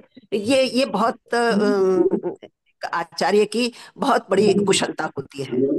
और सर, मैं तो ये सोचती हूँ कि आपके आश्रय में ये कब आएगी, ये प्रश्न यक्ष प्रश्न की तरह मेरे दिमाग में हमेशा घूमता है। देखिए देखिए, ऐसा नहीं कैसे है, आप करेंगे? क्षमतावान है, प्रभु कृपा है, लेकिन एक निवेदन करें देखिए आपके चरणों में, वो ये है जी कि जी जैसे जी। हम प्रार्थना करते हैं, प्रार्थना क्या है, ये जोड़ है। जी भगवान के पंचरत्न का पाठ करते हैं, माता सरस्वती है, भगवान वेद व्यास का स्मरण करते हैं, उनको शरण वंदना करते हैं, वो हम उनसे जुड़ने का प्रयास करते हैं। और हम ये सोचेंगे कि मुझे ये करना है, इसको मतलब इंटर जो संबंध है, आंतरिक संबंध है श्लोकों के, क्या व्याख्या कर रहे हैं, ये मुझे समझाना है, कभी नहीं कर पाएंगे। वो उनके आश्रय में हम उपस्थित हो गए, अध्याय की थीम ले ली, तो कहीं ना कहीं से वो स्फुरणाएं स्वमेव आती हैं। क्लास के हटने के बाद में जितने भी सिद्ध महापुरुष होते हैं, सत्संग में हटे, या जैसे जो हमारे वरिष्ठ आचार्य हैं, जैसे क्लास के बाद हटे, तो उसके बाद उनसे पूछोगे तो वो नहीं कर पाएंगे वो व्याख्या। इसलिए मैंने कई बार देखा है, जो अपने वरिष्ठ आचार्य, मैंने भी उनसे सीखा है, मैंने देखा है, तो वो कहते हैं लाल साहब आप क्लास में प्रश्न किया करो, जब हम पढ़ा करते थे उनसे, तो तब तो पूछते नहीं हो। तो मैंने कहा आप ऐसा क्यों कहते हो, आप भी वहीं थे, आप भी कहते भैया आप समझो चीजें। ये चीज जब हमने जाना, महसूस किया, तब लगता है कि ये जो अवस्था है वो चार्जिंग अवस्था है। ऐसे ऐसे हमने देखे हैं संत महापुरुष, सत्संग के बाद उनकी शरीर की जो ऊर्जा बहुत कम हो जाती है, उनको जी रेस्ट लेना पड़ता है। कारण क्या होता है, देखिए वही भाव समझ रहे, कारण ये होता है कि उस समय जो शक्ति का संचार है वो आवेशित शरीर है। जी शरीर कैसा है, आवेशित है। जी। इसलिए हाँ जी हाँ, हाँ, उसकी शक्ति जब से शरीर आवेशित है। आवेशित है, तो आवेश का मतलब क्या है कि जैसे भी किसी ने प्रश्न किया तो उसमें समय नहीं लगना, तुरंत उत्तर हम्म, मिलेगा उसका, वो उत्तर मिलेगा जी जो प्रमाणिक है, तथ्य है, अपनी जी तरफ जी से जी नहीं है। जी तो सिर्फ क्या है कि हमें स्वाध्याय करना चाहिए, बहुत बढ़िया है। और ये चीज क्या है कि ये करने से नहीं आती, सिर्फ क्या है कि जो समझना है हमें क्या है कि मैं, हाँ, अर्पित, जैसे कहते हैं समर्पण भाव से, मेरा जी ये भाव भगवान की सेवा है, और सब भगवान की जन बैठे हैं। मैं कोई जी आचार्य नहीं हूं जो मुझे पे आता है तो मैं बताऊंगा, नहीं नहीं, भगवान ही साधक रूप में अपनी वाणी का प्रसाद देने के लिए, सबको शुद्ध करने के लिए आए हैं। जी जी। ठीक है? मुझे एक काम मिला है तो मैं वो काम कर रहा हूं, उनका काम है हम्म सुनना, मेरा हम्म। काम है बोलना, बिल्कुल बस बिल्कुल जी। इतनी सी बात है। तो जब ये हाँ बात आएगी ना, तो उसका परिणाम आएगा, माता जी क्या आएगा परिणाम, अपने आप होगा। हाँ, जैसे जी ब्रेक, जैसे ढलान पे चल रहे हैं ना, ना उसमें गियर डाला है ना कुछ भी है, गाड़ी बंद है, बस हमने तो छोड़ दी, तो वो ढलान है फिर तो वो। ऐसे ही आध्यात्मिक पथ जो है कैसा है, उसमें ढलान वाला पथ है। इसमें जो साधक है अपनी तरफ से कोई भी उसमें एक्शन नहीं करता, छोड़ देता हम्म, आश्रय। हाँ, हम्म, इस कोट का विश्वास होना चाहिए, इस कोट की श्रद्धा होनी चाहिए, इस कोट के साधन किए हुए हो, है ना, जी है जी गुरु जी। के सानिध्य में, भगवत वाणी के साधन में। और जब हम्म, जैसे ही हम कृष्ण वंदे जगद्गुरु मान लेते हैं, तो वही भगवान हमें फिजिकल रूप में, जैसे मतलब कहते हैं ना कि जैसे दर्शन हो रहे हैं आपके, ऐसे रूप में आपके गुरु का दर्शन। वर्णन करा देते हैं। जी सब जी। चीजें अपने आप हो जाए, इसमें कोई कुछ बहुत बड़ी बात नहीं, अपने आप आ जाएगा ये। हाँ हाँ जी। सर ये मैं महसूस तो करती हूँ, क्योंकि ये मेरा भी सेकंड ईयर है क्लास लेते लेते, तो मैं महसूस तो करती हूँ। और बहुत समर्पण वाली बात तो है ही सर। बहुत क्लास में आने से पूर्व ही समर्पण तो बहुत हाँ, ये जरूरी हो है। जाएगा, कोई जी दिक्कत जी। नहीं, बहुत बढ़िया। पर बस वो ऐसा लगता है कि जैसे आप समझाते हैं सब परफेक्शन, परफेक्शन की नहीं थोड़ी नहीं, सी देखो वो आपका रहती है। आशीर्वाद है, ऐसा वो तो उल्टा उल्टा बोल रहे हैं, या हमें कुछ सही बता रहा हूं मैं, हृदय की बात है, झूठा नहीं है। हाँ, ये झूठा नहीं है कई बारी। बस इतना जरूर है कि जो आप जैसे प्रबुद्ध जनों ने सिखाया है कि भाई ऐसा बोलना है, ऐसे करना है, साधन ये करना है, बस उतना कर लेता हूँ बस। बाकी तो जी हम जी भी, सर। आप भी सब ऐसे ही है ना, आप बड़े हैं, आपने जो सिखाया वो ही करता हूँ बस। और वही आपका आशीर्वाद है, मेरा अपना कुछ नहीं, देखो है ना, बहुत बहुत चरण वंदन आपको। अब 19वां 20वां के बाद हम दो श्लोक प्रणाम। लेते हैं, उसके बाद एक विशेष जो प्रयोजन है और हम सबके लिए है, वो भारती जी मैडम को थोड़ा सा हम समय देंगे। उसमें बहुत बढ़िया चीज लेके आई है, वो पूरा मेहनत की है उस पर, तो वो हम समझेंगे, हमारे लिए बहुत मूल्यवान है वो। तो 19वां 20वां हम समझ लेते हैं, उसके बाद फिर उसी पे हम जाएंगे, ठीक है। हरे कृष्ण, आगे बढ़े। हरे कृष्णा सर। हरे यो कृष्ण। मामेवं सम्मूढो हम्म, जानाति पुरुषोत्तमं हम्म, स सर्वविद् भजति मां सर्वभावेन भारत। हे हम्म, भरतवंशी अर्जुन, इस प्रकार जो मोह रहित मनुष्य मुझे पुरुषोत्तम जानता है, वह सर्वज्ञ सब प्रकार से मेरा ही भजन करता है। हम्म, अपने स्वरूप का विस्मृति होना और भगवान से अपने सनातन संबंध को भूल देना ही मूढ़ता है। तो भगवान यहाँ पर जना रहे हैं कि मैं ही पुरुषोत्तम हूँ, तो ये चीज को मान ले।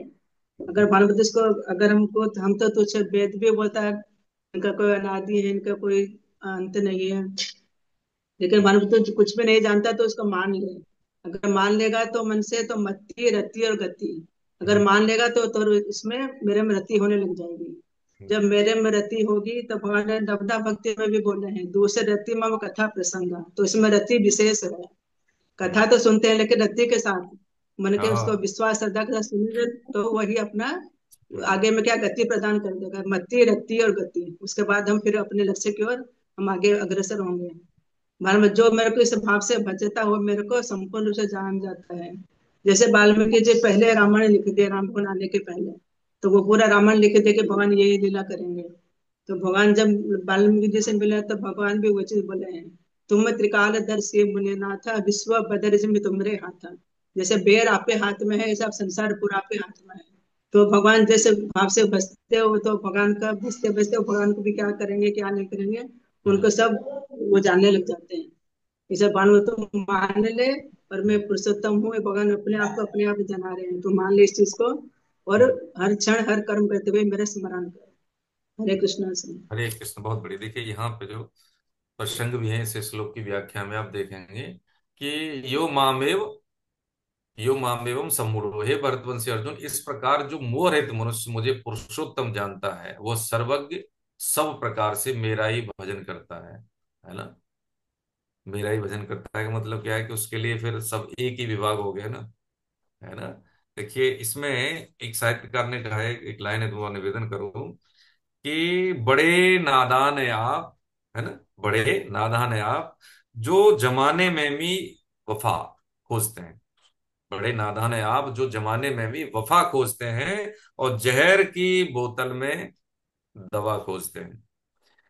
ये हम जानते हैं संसार में अब तक के अनुभव, जब हम अपने चैत्य गुरु की बात करें, तो हमने देखा है कि कुछ मिला नहीं। भोग बुद्धि से, सुख बुद्धि से, कष्टों से, सुखों से, नाम बढ़ाई, कुछ मिला, कुछ नहीं मिला। ये जान ले, हम कुछ नहीं मिला। अब इस जाने हुए ज्ञान का यदि हम सदुपयोग कर लेते हैं, यही बस हमारा पुरुषार्थ यहीं से शुरू हो जाता है। यहीं से पुरुषार्थ शुरू हो जाता है कि मोह रहित मनुष्य मुझे पुरुषोत्तम जानता है, वह सब सर्वज्ञ सब प्रकार से मेरा ही भजन करता है। बस इसमें न फिर आयु बाधक होती है, न शिक्षा बाधक होती है, न कोई वर्ण जाति बाधक होती है, न वगैरह जो भी है, कोई भी बाधा नहीं होती उसका। फिर जो गोत्र होता है वो अच्युत होता है, उसका कभी फिर पतन नहीं होता। यही बात भगवान ने कह रहे हैं, है ना। जीवन में यदि हमें कष्ट मिल रहा है अपने कारण, पक्की बात है, क्योंकि सहज प्रवाह में होने वाली चीजें तो सब अनुकूल हैं। हम जीवन में आए सहजता से आए, सांस चल रही है सहज रूप में, आंखें झपक रही है सहज रूप में, प्राण चल रहे हैं सहज रूप में चल रहे हैं ना, खाना पच रहा है सहज रूप में। देखिए समझे ना, हम देखो चीजों को सहज रूप में चल रहा है ना। अब दिक्कत क्या होती है, बाधा हम कर देते हैं, जो खाना चाहिए वो नहीं खाया, जब खाना चाहिए तब नहीं खाया, पेट खराब, शरीर खराब, जितना खाना चाहिए उतना नहीं खाया, डायबिटीज, होगी ना चीजें।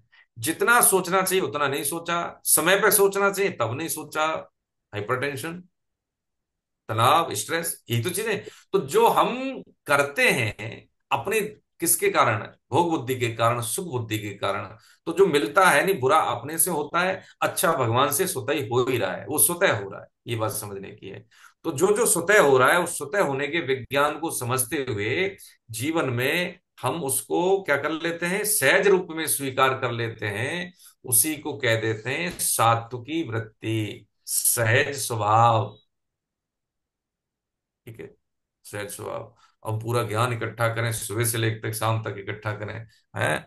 और जो है कमल माता जी के हैं, कुलदीप साहब के लिए कि देखो है, सब ये करते हो लेकिन आप तो ऐसा ऐसा व्यवहार कर देते हो। हाँ, तो जो नियर एंड डियर हैं वो हमारा आकलन करते हैं, मुझे भी सुनने को मिल जाती है, साहब ऐसे थोड़ी है। हाँ, अरे आप तो गीता की क्लास में ऐसे ऐसे कह रहे थे और तुम तो ऐसे कह रहे हो, तो मैं कहता भाई वो ऐसे दोस्त यार कभी कभी ऐसे कहते हैं। तो ये क्या है, हमारा कई बारी क्या होता है, मूल्यांकन होता है और उसको फिर हम उसको सुधार लेते हैं, सुधार लेते हैं। तो ये कहें कि जो घर परिवारीजन है, गुरुजन है, संबंधी जन है, जो हमें ठोक पीट के सही रास्ते पर रखते हैं, इसलिए हमें स्वीकार करना है मैं गीता का साधक हूँ, कहीं पे भी समाज में भी। तो उससे क्या होगा कि हमारे को देखने वाले, निगरानी रखने वाले बहुत हो गए। इसलिए गीता के प्रचार का क्या फायदा है कि वो जैसे देखो ढोल बजीरा बजा रहे हैं ना सारे, देखो विदेशी लोग हैं, ये परिवर्तित हो गए हैं, धोती में, कुर्ते में, साड़ी में, हम उल्टे आ गए, है ना। तो इनसे क्या होगा कि देखो गीता के साथ अगर आपसे ऐसी उम्मीद नहीं करनी चाहिए। ये सतर्कता ही है। तो यदि हम भूल से भी भूल हो रही है तो दूसरे हमारी भूल सुधार कर देंगे। तो यही भगवान कह रहे हैं कि मोह रहित है, सर्व विदित भजन्ते माम सर्व भावेन भात, सब यही है। देश की सेवा, परिवार की सेवा, माता पिता की सेवा, सब यही है, सब यही है। एक बार सिद्ध महापुरुषों की ये बातें हैं, जब दर्शन करने जा रहे थे, तो दर्शन करते जा रहे थे, तो वहां पे जैसे जो बिहारी जी का आपने देखा, वो दर्शन किए होंगे, तो वहां पे क्या हुआ कि एक थोड़ा सा अहाते में जाके करीब 100 मीटर आगे मंदिर से एक ऐसा व्यक्ति था जिसमें चला फिरा नहीं जा रहा था, भूखा भी था। ठीक है, तो प्रसाद लेके जाते हैं प्राय हम सब लोग। ठीक, तो अब वो इस तरह से मांग रहा है कि अगर उसको नहीं मिला तो वो कष्ट होगा, पता नहीं मिलेगा कि नहीं मिलेगा, तो भूखा था, चल फिर नहीं सकता था, हाथ पैर से बड़ा परेशान। उसने क्या किया, साधक ने उसको प्रसाद उसी को दे दिया। दूसरे ने कहा, अरे क्या बदतमीज है ये, कोई पहले भगवान पे चढ़ाओ, ऐसा करो वैसा करो। उन्होंने कहा, नहीं ठीक है दे दो। ये थोड़ी सी पुरानी बात है, ज्यादा पुरानी भी नहीं। तो देखिए जो वहां के मेन पुजारी हैं उनको हुआ कि भाई उसका नाम लेके पुकारा भाई, है कि भाई उसका, हाँ, उसका प्रसाद स्वीकार होगा। यही चीज क्या है कि जब उन्होंने समझा है कि सब में मैं ही हूं, यही बात समझने की है कि भगवान वहां नहीं होता जहां पे हम पुण्य करते हैं, जहां पे हम सत्कर्म करते हैं, भगवान वहां पे भी होता है जहां हम गुनाह भी करते हैं, है ना। यही बात समझने की है। तो ये जो हमारे पास जो मौका मिला है, इसलिए गृहस्थ आश्रम सभी आश्रमों से बड़ा है, क्योंकि हम घुस के सर्किल में रह के परफॉर्म करते हैं। और इस परफॉर्मेंस के क्या पैरामीटर है ये हम जान लें, तो हमारा यही परफॉर्मेंस पुरुषार्थ है, और यही पुरुषार्थ हमारी पदोन्नति है, यही उन्नति है, यही प्रेमा भक्ति बनेगी, और कहो तो ये मोक्ष भी बन जाएगी, जैसा हम चाह लें। इसमें कोई रॉकेट साइंस नहीं समझने के लिए। यदि कोई साइंस होती तो जो शब्द ज्ञान नहीं है, जिनको अक्षर ज्ञान नहीं है, वो भगवत प्राप्त कैसे हो जाते, सिद्ध महापुरुष, उनका आज पीएचडी हो रही है। लेकिन हम ज्ञान जिसे कहते हैं ना कि अर्ध ज्ञान के कारण, ऐसा कहें, है ना, अप्रोप्रिएट वर्ड तो यही है कि हम अपने आप को, हाँ, गलत रास्ते पे, गलत ट्रैक में धकेल रहे हैं आज भी, हाँ आज भी, है ना प्रभु जी। ये भगवान ने इस अध्याय के प्रकरण को ये कंक्लूड किया है 19 और 20वें श्लोक में। अंतिम श्लोक क्या कहता है, पढ़ें प्रभु जी। हरे कृष्ण। भावार्थ आप सब लोग जरूर पढ़ें, अपने आप को अनम्यूट करें। कौन सा? हरे कृष्ण। हरे कृष्ण, हरे कृष्ण। हरे कृष्ण। माता जी, अरे बहुत बढ़िया। आप इसको माता जी, आप तो बढ़िया से हमें थोड़ा सा कंक्लूड कर दीजिए इसको, जो छूटा है हमारे से, है ना, ठीक। 2 मिनट में। और फिर भारती जी का जो वो है वो थोड़ा सा लेंगे, जो गीता सेमिनार हो रही है दिल्ली में, तो उसके बारे में हाँ जी। बहुत अच्छा उनका एक थॉट है, वो हम सुनेंगे पीपीटी के हरे माध्यम से। कृष्ण। जी माता। 20वां श्लोक पढ़ती हूँ। हाँ। इति गुह्यं तमं शास्त्र वेदमुक्तं मया नघ हम्म। एतद् बुद्ध्वा बुद्धिमान् स्यात् कृतश्च भारत। हे हम्म। निष्पाप अर्जुन, इस प्रकार यह अति रहस्य युक्त गोपनीय शास्त्र हम्म। मेरे द्वारा कहा गया, इसको तत् से जानकर मनुष्य ज्ञानवान और कृतार्थ हो जाता है। अब तक जो भगवान ने जो इस अध्याय के श्लोक में बताया, भगवान ने क्षर अक्षर और पुरुषोत्तम के हम्म। बारे में, भगवान ने इस तत्व के बारे में भगवान ने वर्णन करा। तो इस वर्णन करने के पीछे भगवान का उद्देश्य क्या है कि जब परम पुरुष पुरुषोत्तम को मनुष्य जान लेता है तो वो ज्ञानवान हो जाता है, और ये गुह्यम शास्त्र है। तो हम्म। जो रहस्य में बात होती है तो वो दोष दृष्टि रहित हम्म। मनुष्य से ही कहा जाती है। जो दोष दृष्टि वाला होगा ना, तो वो क्या सोचेगा कि ये अपनी बड़ाई खुद ही कर रहा है, तो वो उसमें दोष दृष्टि रखेगा, और हाँ, दोष दृष्टि बहुत। रखने से जो हम्म। वक्ता है उसको उसका भी नुकसान होगा, और जो दोष दृष्टि रखता है उसका और अधिक हम्म। नुकसान होगा। तो इसलिए भगवान ने क्या कहा कि तू दोष दोष दृष्टि रहित है, इसलिए तेरे से मैंने ये रहस्य युक्त बात बात कही है ना। हम्म। और भगवान इस रहस्य को, इस अध्याय में अपने रहस्य को भगवान खोल देते हैं। जैसे नाटक में भी जो अभिनेता होता है उसके परिचय को गुप्त रखा जाता है ना। और हम्म। भगवान जब मनुष्य योनि में अवतरित होते हैं, मनुष्य का स्वांग रख करके जो भगवान लीलाएं करते हैं, तो अपने रहस्य को भगवान गुप्त रखते हैं। पर यहाँ भगवान ने अपना रहस्य खोल दिया अर्जुन के आगे, क्योंकि वो दोष दृष्टि रहित है ना। तो ये भगवान इसमें कह रहा है। फिर भगवान कह रहे हैं तू ज्ञानवान हो जाएगा। ज्ञानवान कैसे? क्योंकि उसने क्षर अक्षर पुरुषोत्तम सबको उसने जान लिया, तो उसको सबको जानने के बाद उसमें कुछ भी बाकी नहीं रहता, हम्म। क्योंकि उसने ये भी जान लिया कि मेरे को अपने लिए कुछ नहीं करना। तो हम्म। ऐसा अनुभव होने से वो कृतज्ञ हो जाता है, हम्म। और ये शरीर मेरा नहीं है, मेरे लिए नहीं है, और मेरे को इसके लिए कुछ नहीं करना। तो हम्म। ऐसा उसका अनुभव हो जाने से वो ज्ञान ज्ञान ज्ञातव्य हो जाता है, ज्ञात ज्ञातव्य हो जाता है, और हम्म। मेरा कुछ नहीं है, और हम्म। सब कुछ जो है वो भगवान का ही है, और भगवान ही इस धरती के कण कण में व्याप्त है। ऐसा अनुभव हो जाने से वो प्राप्त प्राप्त हो जाता है ना। तो इस तरह से भगवान ने कहा कि तू ज्ञानवान हो जाएगा। ज्ञानवान का मतलब हम्म। कर्म योग, ज्ञान योग और भक्ति योग तीनों उसमें आ गए। अब उसको कुछ करने की जरूरत नहीं है। और इसको हम्म। शास्त्र क्यों कहा? क्योंकि भगवान इसमें अत्यंत गोपनीय बात भगवान ने इसमें कह दी। कौन हम्म। सी?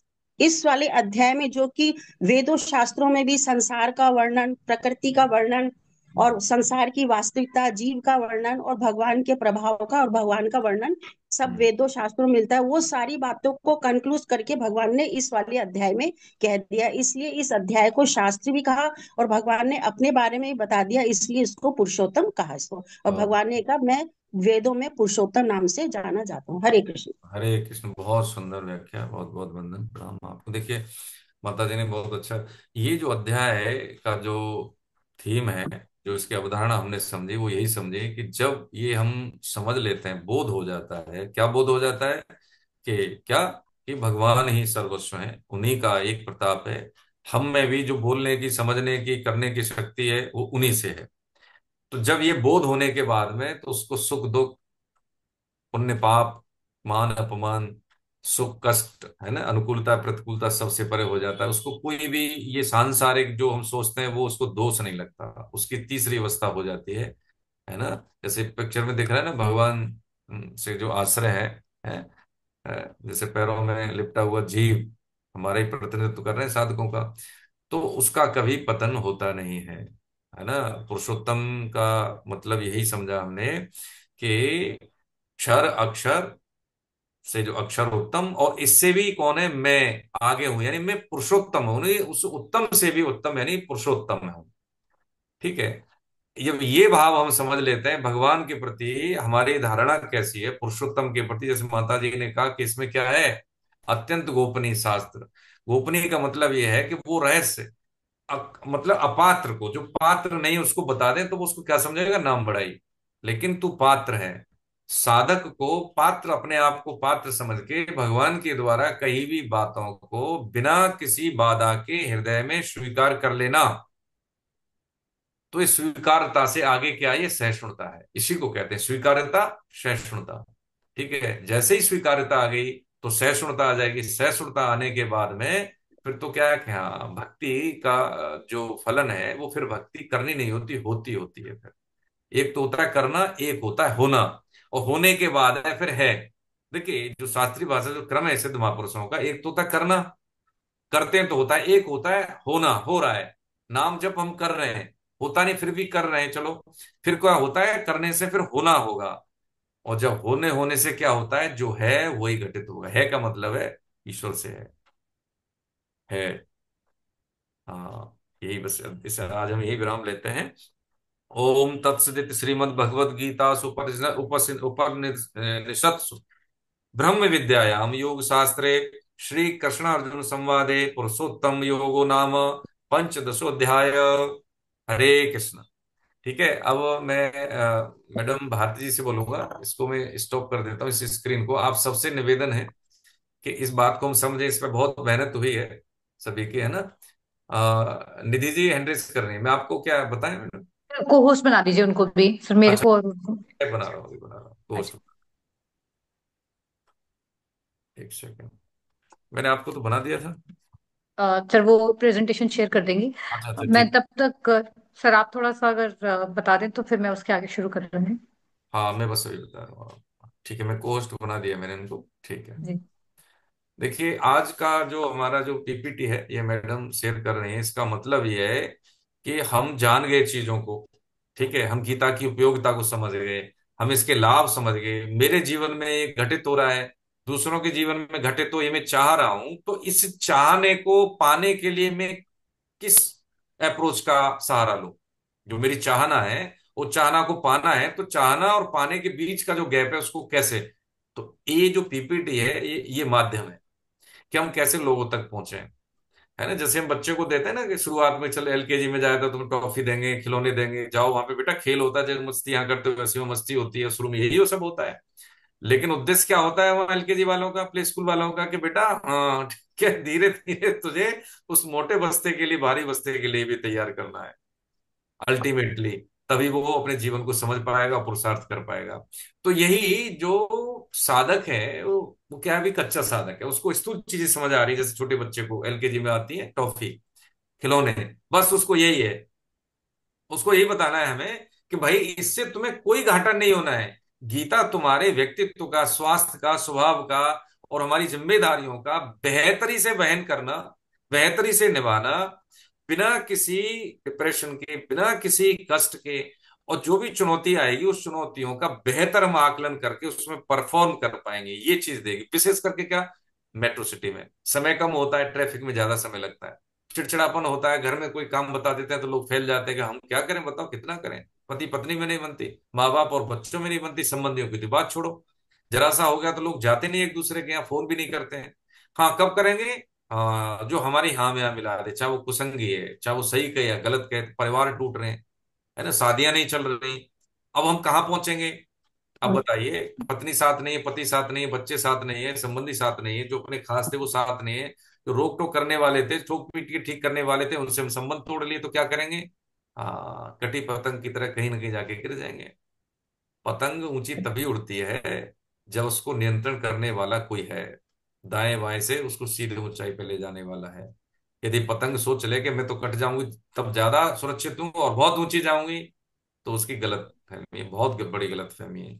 मेट्रो सिटी में विशेषकर, है तो सब जगह, लेकिन प्राय प्राय जितने भी महानगर हैं उनमें ज्यादा ये कल्चर है कि हम उच्छृंखल रहेंगे, है, घर वालों माँ बाप की बात नहीं मानेंगे, ये सब पुरानी परंपराएं कोई वैल्यू नहीं रखती, कोई महत्व नहीं रखती, तो हम ज्यादा ऊंचाई पर जाएंगे, वो कहीं नहीं जाते।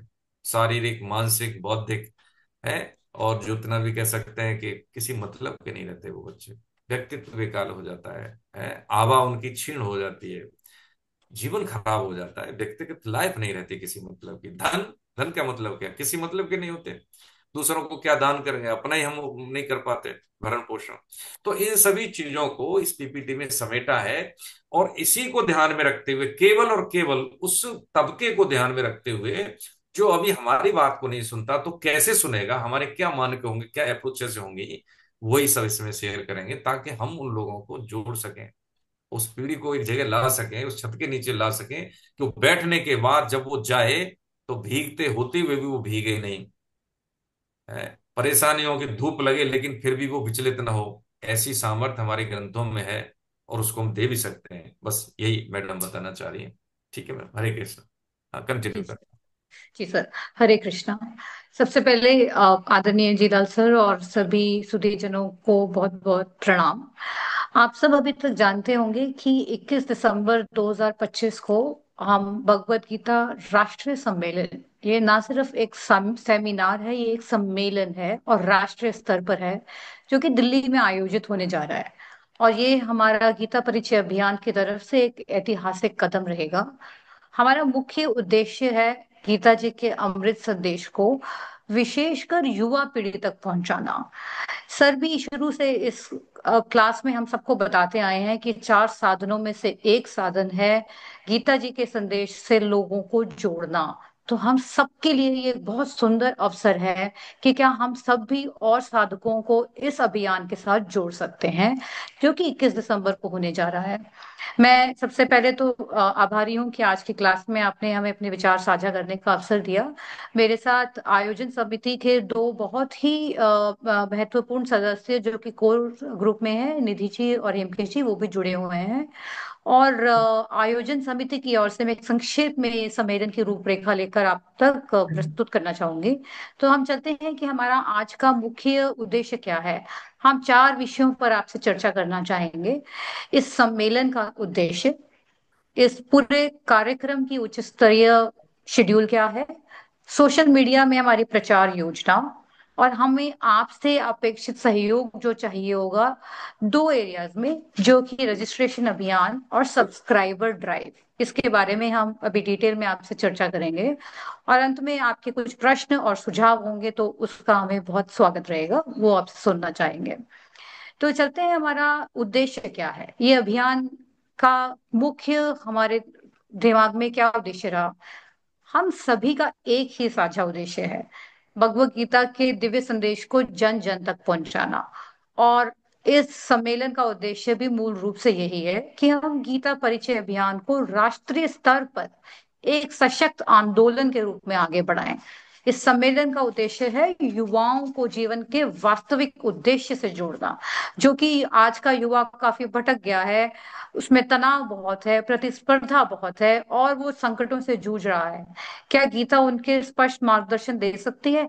जी हाँ, अवश्य दे सकती है। तो यही हमारा उद्देश्य है कि कैसे हम भगवत गीता के शाश्वत सिद्धांतों को आधुनिक जीवन से जोड़ना सिखाएं युवाओं को, ताकि वो जो शिक्षा उन्हें मिले वो प्रासंगिक हो, वो व्यवहारिक हो, और वो उसको अपनी डे टू डे लाइफ में उसको उतार सकें। तो ये तो है हमारा इस सम्मेलन का मुख्य उद्देश्य। हर उम्र का प्रतिभागी इसमें वेलकम रहेगा, लेकिन यही है कि हमारा टारगेट ऑडियंस हम युवाओं तक पहुंचने की कोशिश कर रहे हैं। तो चलते हैं आगे, हम देखते हैं कि हमारा ये जो सम्मेलन है इसका हाई लेवल शेड्यूल क्या रहेगा। ये पूरा कार्यक्रम दिल्ली के सिटी फोर्ट ऑडिटोरियम में होगा, जिसकी क्षमता लगभग 1865 है। 2 लेवल की सीटिंग है, ग्राउंड लेवल और फर्स्ट लेवल। और हमारा जो कार्यक्रम है वो सुबह 8 बजे नाश्ते से शुरू होगा। नाश्ते के बाद हम 9 बजे के करीब दीप प्रज्वलन और स्वागत करेंगे। और उसके बाद 2 मुख्य सत्र होंगे। 2 घंटे का पहला सत्र, उसके बाद एक हाई टी और चाय विराम, और उसके बाद 2 घंटे का दूसरा सत्र। तो लगभग जो कार्यक्रम है वो 4 घंटे का रहेगा। नाश्ता, हाई टी और उसके बाद में एक भोजन की व्यवस्था भी की गई है। और हम इसके साथ काफी बड़ी एक वॉलंटियर यानी कि स्वयं सेवक की कोर टीम जोड़ रहे हैं, जो अपना समर्पण और समापन कार्य संभालेंगे। इस कार्य हमारा मुख्य उद्देश्य यही है कि ये सारा कार्यक्रम सुव्यवस्थित हो, समय पर पूरी तरह से आयोजित हो और संतुलित रूप में संपन्न हो। अब हम आगे चलते हैं, आपको बताना चाहेंगे कि इतनी बड़ी ऑडियंस 1865, लगभग हम 2000 तक टारगेट अपना करेंगे, तो हम वहां तक पहुंचे कैसे। तो उसके लिए इस बार हमने कुछ बदलाव लाए हैं अपने तरीकों में। हम टेक्नोलॉजी का पूरा इस्तेमाल करने की कोशिश कर रहे हैं ताकि हम राष्ट्र स्तर तक, जन जन तक पहुंच सकें। तो वो उस अभियान के लिए हमने इसमें चार मुख्य चैनल्स को इस्तेमाल किया है, जो कि है इंस्टाग्राम, फेसबुक, यूट्यूब और ट्विटर। और इसके अलावा व्हाट्सएप समुदाय के माध्यम से हम रोजाना एक पोस्ट साझा कर रहे हैं। खैर, आप में से काफी लोग इस पर जुड़ चुके होंगे। हमारा निवेदन यही होगा, यदि आप अभी तक नहीं जुड़े हैं तो ये जो लिंक्स दिए जा रहे हैं इन पर आप अपने आप को सब्सक्राइब करें। ये गीता परिचय अभियान के ऑफिशियल चैनल्स हैं।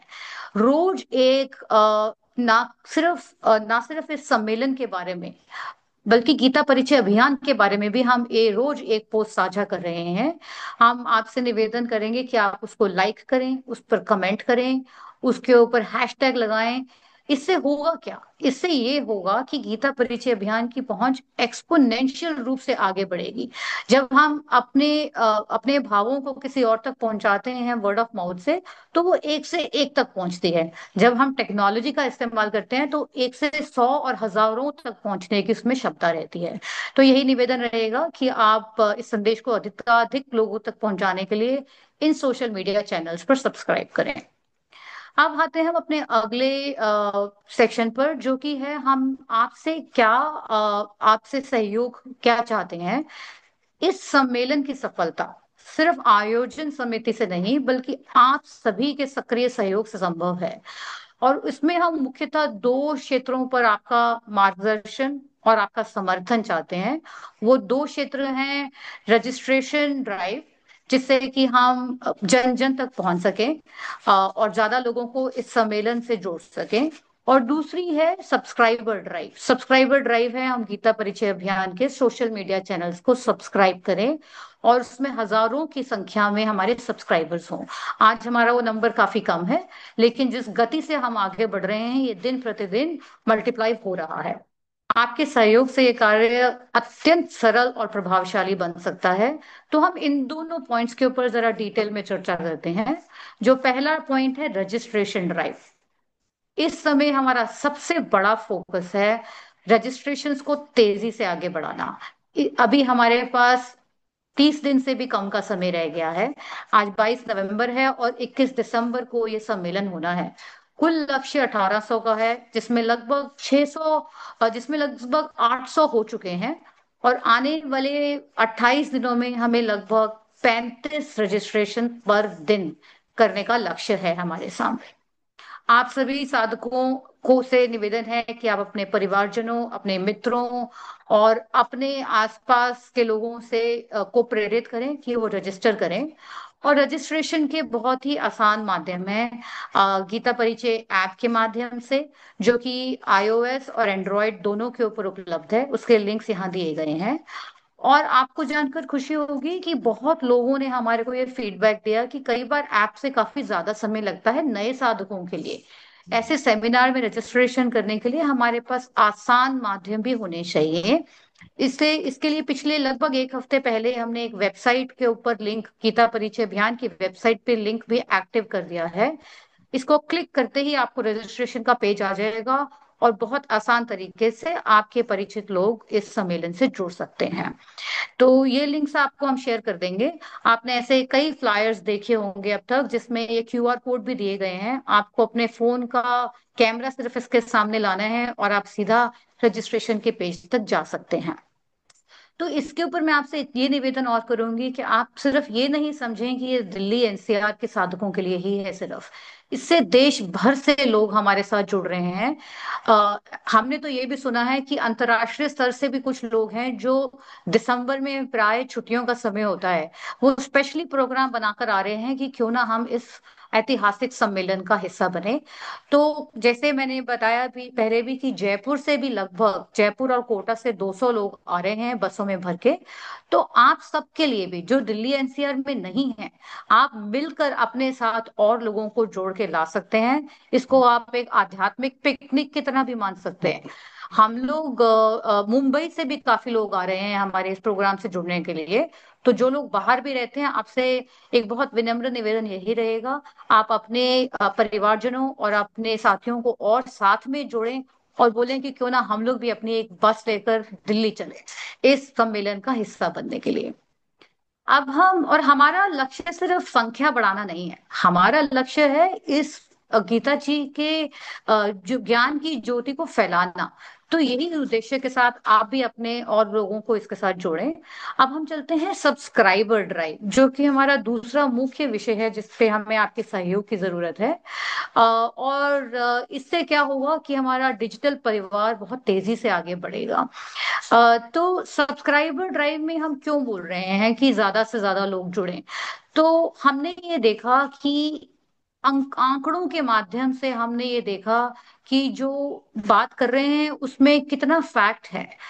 एक रील जो कि हमने 13 नवंबर को लॉन्च करी थी, इस अभियान, इस सम्मेलन के बारे में, हमने देखा कि 24 घंटे से भी कम लगे उस रील को 1800 लोगों तक पहुंचने में, जिसमें से कि 1100 यूनिक अकाउंट थे, 1880 लोगों ने उसको देखा। लगभग 1 घंटे से भी कम में 80 लोगों ने उसको आगे शेयर किया, 31 ने कमेंट किया। उससे हुआ क्या कि वो एक्सपोनेंशियली बढ़ना शुरू हो गया और 1103 ऐसे यूनिक अकाउंट्स थे जिन्होंने इस मैसेज को देखा। और अगर आप देखें कि इसके वजह से जो हम जिनको हम जानते भी नहीं थे, 15 नए फॉलोअर हमारे साथ जुड़ गए और हर रील के साथ ये नंबर्स और आगे बढ़ते चले जा रहे हैं। जिससे क्या हो रहा है कि जिनको हम नहीं भी जानते हैं वो हमारे इस अभियान के साथ जुड़ते चले जा रहे हैं। तो ये तो है कि जो हमें आंकड़े बता रहे हैं। शायद ये शेयर हम इसके आपके साथ इसलिए शेयर करना चाह रहे थे कि हम सिर्फ हमारा अ, उद्देश्य ये नहीं है कि हम आपके साथ ये बताएं कि आप गीता परिचय अभियान के सोशल मीडिया चैनल्स तक पहुंचे, लेकिन आपके जुड़ने की वजह से आपको शायद पता भी नहीं चलेगा कि कितने लोग और जुड़ते चले जा रहे हैं और आपका इस यज्ञ में आहुति अपने आप डलती चली जा रही है। तो ये हमारा आपके साथ एक निवेदन है कि आप इन जो चैनल्स के साथ कृपया जुड़ें और जो भी हम मैसेज, रोज एक मैसेज, कम से कम एक, कभी कभी तो दो भी मैसेज पोस्ट कर रहे हैं, आप उनको फॉलो करें, लाइक करें और रीपोस्ट करें, जिससे गीता जी का संदेश के प्रसार में एक नया दिशा आएगी। तो ये हमारी दो मुख्य आपसे निवेदन थे। बाकी इसके बाद तो मैं यही बोलना चाहूंगी कि आप सभी के आशीर्वाद और मार्गदर्शन के बिना ये कार्य संभव नहीं है। यदि आपको कोई भी प्रश्न, सुझाव या सहायता की आवश्यकता हो तो आप हम में से किसी को भी संपर्क कर सकते हैं। हमारे जो कोर कमेटी के कार्यकर्ता हैं, हमने यहाँ मेरा खुद का भी और हेमकेश जी और निधि जी का भी यहाँ पे नंबर दिया है। आप यदि हमारे से कुछ भी पूछना चाहें या छोटे से छोटा सुझाव भी इस अभियान को बहुत सुंदर बना सकता है, तो आपसे यही निवेदन रहेगा कि आप इसे हमें बताएं। और एक बार फिर से हृदय से आभार कि आपने इस प्रस्तुति को सुना। बहुत सुंदर, बहुत बढ़िया। देखिए, ये जब है हमारे शारीरिक स्थूल रूप से हाथ बहुत छोटे हैं, तकनीकी हमारे हाथों के साइज को और उसके आगोश को बढ़ा देती है, और ये हम अधिकतम लोगों को छू पाएंगे, उनको स्पर्श कर पाएंगे और सेवा दे पाएंगे। यही चीज मैं एक इस टीम को, यही मैं साथ में लूंगा। लखनऊ के लिए एक नेशनल कन्वेंशन करेंगे हम लखनऊ में अगली साल 2026 में। तो ये टीम है, यही हमारी टीम काम करेगी, क्योंकि बहुत सारा स्थूल वैसे फिजिकल क्लास हैं, बहुत सारे लोग जुड़े हुए हैं, तो उनमें एक ऊर्जा का संचार करने के लिए सेवा की जरूरत होती है। तो मैं उनकी सेवा में रहता ही हूँ और दायरा बढ़ ही रहा है आपके आशीर्वाद से। तो ये हम सबकी जिम्मेदारी है और ये नैतिक जिम्मेदारी है। हाँ, एक बात जरूर है कि जो चार साधन में से एक बहुत बड़ा पिलर का काम करता है। यदि हम गीता का ही प्रचार ले गए, है ना, अध्याय 18 का 69 और 16 पढ़ लें, तो बाकी के 3 साधन स्वयं होंगे। प्रचार का मतलब यही होता है कि चिंतन उसी के बारे में कैसे समझाऊं, कैसे लोगों को जोड़ूं, तो अल्टीमेटली किसका स्मरण हो रहा है? भगवान के काम का है, ईश्वर का ही है ना। तो सबसे बड़ा संबल ये है, यदि हमने जोड़ा लोगों को, तो ये हमारा बाकी के तीन साधन स्वयं होने वाले हैं। यही हमारा निवेदन है। और आज हम यही विराम लेंगे, और अगली क्लास में हम अध्याय 16 पे चर्चा करेंगे। किसी का कोई प्रश्न हो इस सेमिनार, ये राष्ट्रीय जो सेमिनार हो रही है गीता की, उसके बारे में, या कुछ इस अध्याय के बारे में, तो बहुत हम भी जरूरी घर है। जाएंगे। और मैं समझता हूँ कि देखिए हमारे बीच में ऐसे हैं, सबका नाम तो नहीं ले पाऊंगा, लेकिन ठकराल साहब हैं, टी आर शर्मा साहब हैं, माता जी शशि अग्रवाल जी हैं, पुरुषोत्तम लाल शर्मा साहब हैं, ठीक है, अन्नपूर्णा माता जी हैं, ओपी यादव जी हैं, खनगवाल साहब हैं, कैलाश अग्रवाल साहब हैं, बालकिशन जी हैं, ये मैडम सुशीला मोटा जी हैं, और भी जो भी आप हैं, सुधीजन हैं, जो भी आदरणीय, उन सब का ये दायित्व है कि आप अपने सर्कल से लोगों को बोलें, उनको भेजें। और ये तीन नाम लिख लेना जो भी बताया है अभी, भारती शर्मा जी का, मैडम निधि जी का, और उनका श्रीमान हेमकेश जी का। तो आप इनसे कोई संपर्क चाहिए, कुछ भी सुझाव हो या सुविधा चाहिए, कुछ प्रॉब्लम आए, कोई हर्डल आए, तो ये चौबीसों घंटे राउंड ओ क्लॉक रहते हैं सेवा में, आप इनसे संपर्क कर सकते हैं। ठीक है, यही हमें कहना था। और किसी का कोई हो तो बताएं, किसी का कोई प्रश्न हो तो। हरे कृष्णा। अजय श्रीवास्तव साहब, धीरज जी, द्वारका प्रसाद शर्मा साहब, शोभा अग्रवाल जी, अनिरुद्ध जी, हरे कृष्णा। किसी का कोई है, कंक्लूड करें? कोई प्रश्न नहीं लग रहा। कोई नहीं। अनिरुद्ध जी, हरे कृष्ण प्रभु जी, अनम्यूट कर सकते हैं आप अपने आप को? आप अपने आप को अनम्यूट कर सकते हैं। अरे कर पाएंगे सर, कैपेसिटी दे दो सबको। हाँ जी, हम्म। सभी ये अनम्यूट। योगाचार्य हैं हमारे अनिरुद्ध जी, ठीक है। और ये अपने आप को हाँ, और ये काफी यूथ को जोड़ते हैं योग के माध्यम से। और इनके पिताजी तो वरिष्ठ अधिकारी आईएएस हैं, और वो भी गीता को लेके काफी, उनका मुझे सुझाव मिलता रहता है, उनसे सीखता रहता हूँ। और माता जी हैं नीता पवार जी, उनके बेटे हैं ये।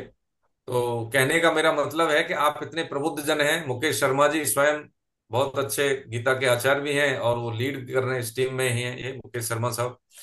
तो आप सबसे निवेदन है कि आप इसको सफल बनाएं, है ना, अधिकतम यूथ को जोड़ें। आप हिंदुस्तान के किसी भी कोने में हो, लेकिन प्रेरित तो कर सकते हैं। दिल्ली एक ऐसा शहर है जो आदमी आसानी से पहुंच सकता है, और वो अटेंड भी कर सकता है, सुबह पहुंचे शाम को आ सकता है, वो स्टे भी कर सकता है, इतना तो हम सब कर ही सकते हैं। हाँ, जीवन में बदलाव ना आए तो कहना उसके, में इतना हम जरूर कहेंगे, सकारात्मक रूप से बदलाव जरूर आएगा, यही हमारा निवेदन। ठीक है। हरे कृष्ण सर। हरे कृष्ण मुकेश जी, सर, प्रणाम। 1 मिनट का निवेदन है। हाँ, आदेश करें। सर देखिए सर, हम जो है सब कहीं ना कहीं कार्यरत हैं, हम्म। कॉरपोरेट्स में हैं या जिस भी संस्थान में काम करते हैं। हम्म।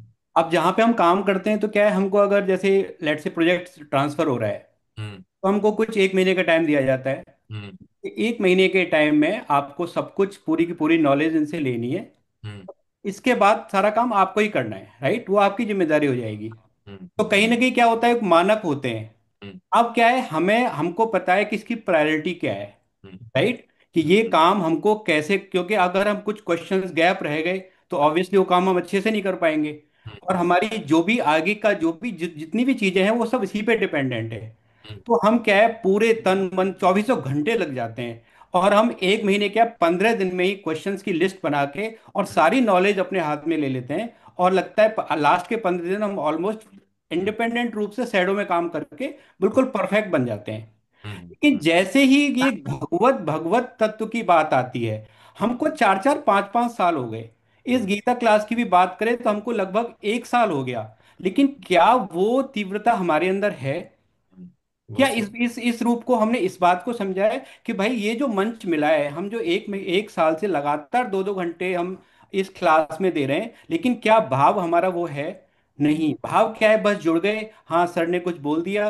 क्योंकि मुझे ये, इसलिए मैं निवेदन कर रहा हूँ कि आदरणीय भारती मैम ने इतने अच्छे से प्रस्तुति दी, लेकिन बहुत एक बढ़िया। फीडबैक नहीं आया, एक भी क्वेश्चन हाँ। नहीं आया। उसका कारण क्या है? सही। उसका कारण यह है कि हमको लगता है हाँ। हाँ ये मेरे मतलब का नहीं है, ठीक है ये लोग कर रहे हैं, कुछ लोग कर रहे हैं, अपना करते रहेंगे, काम हो जाएगा।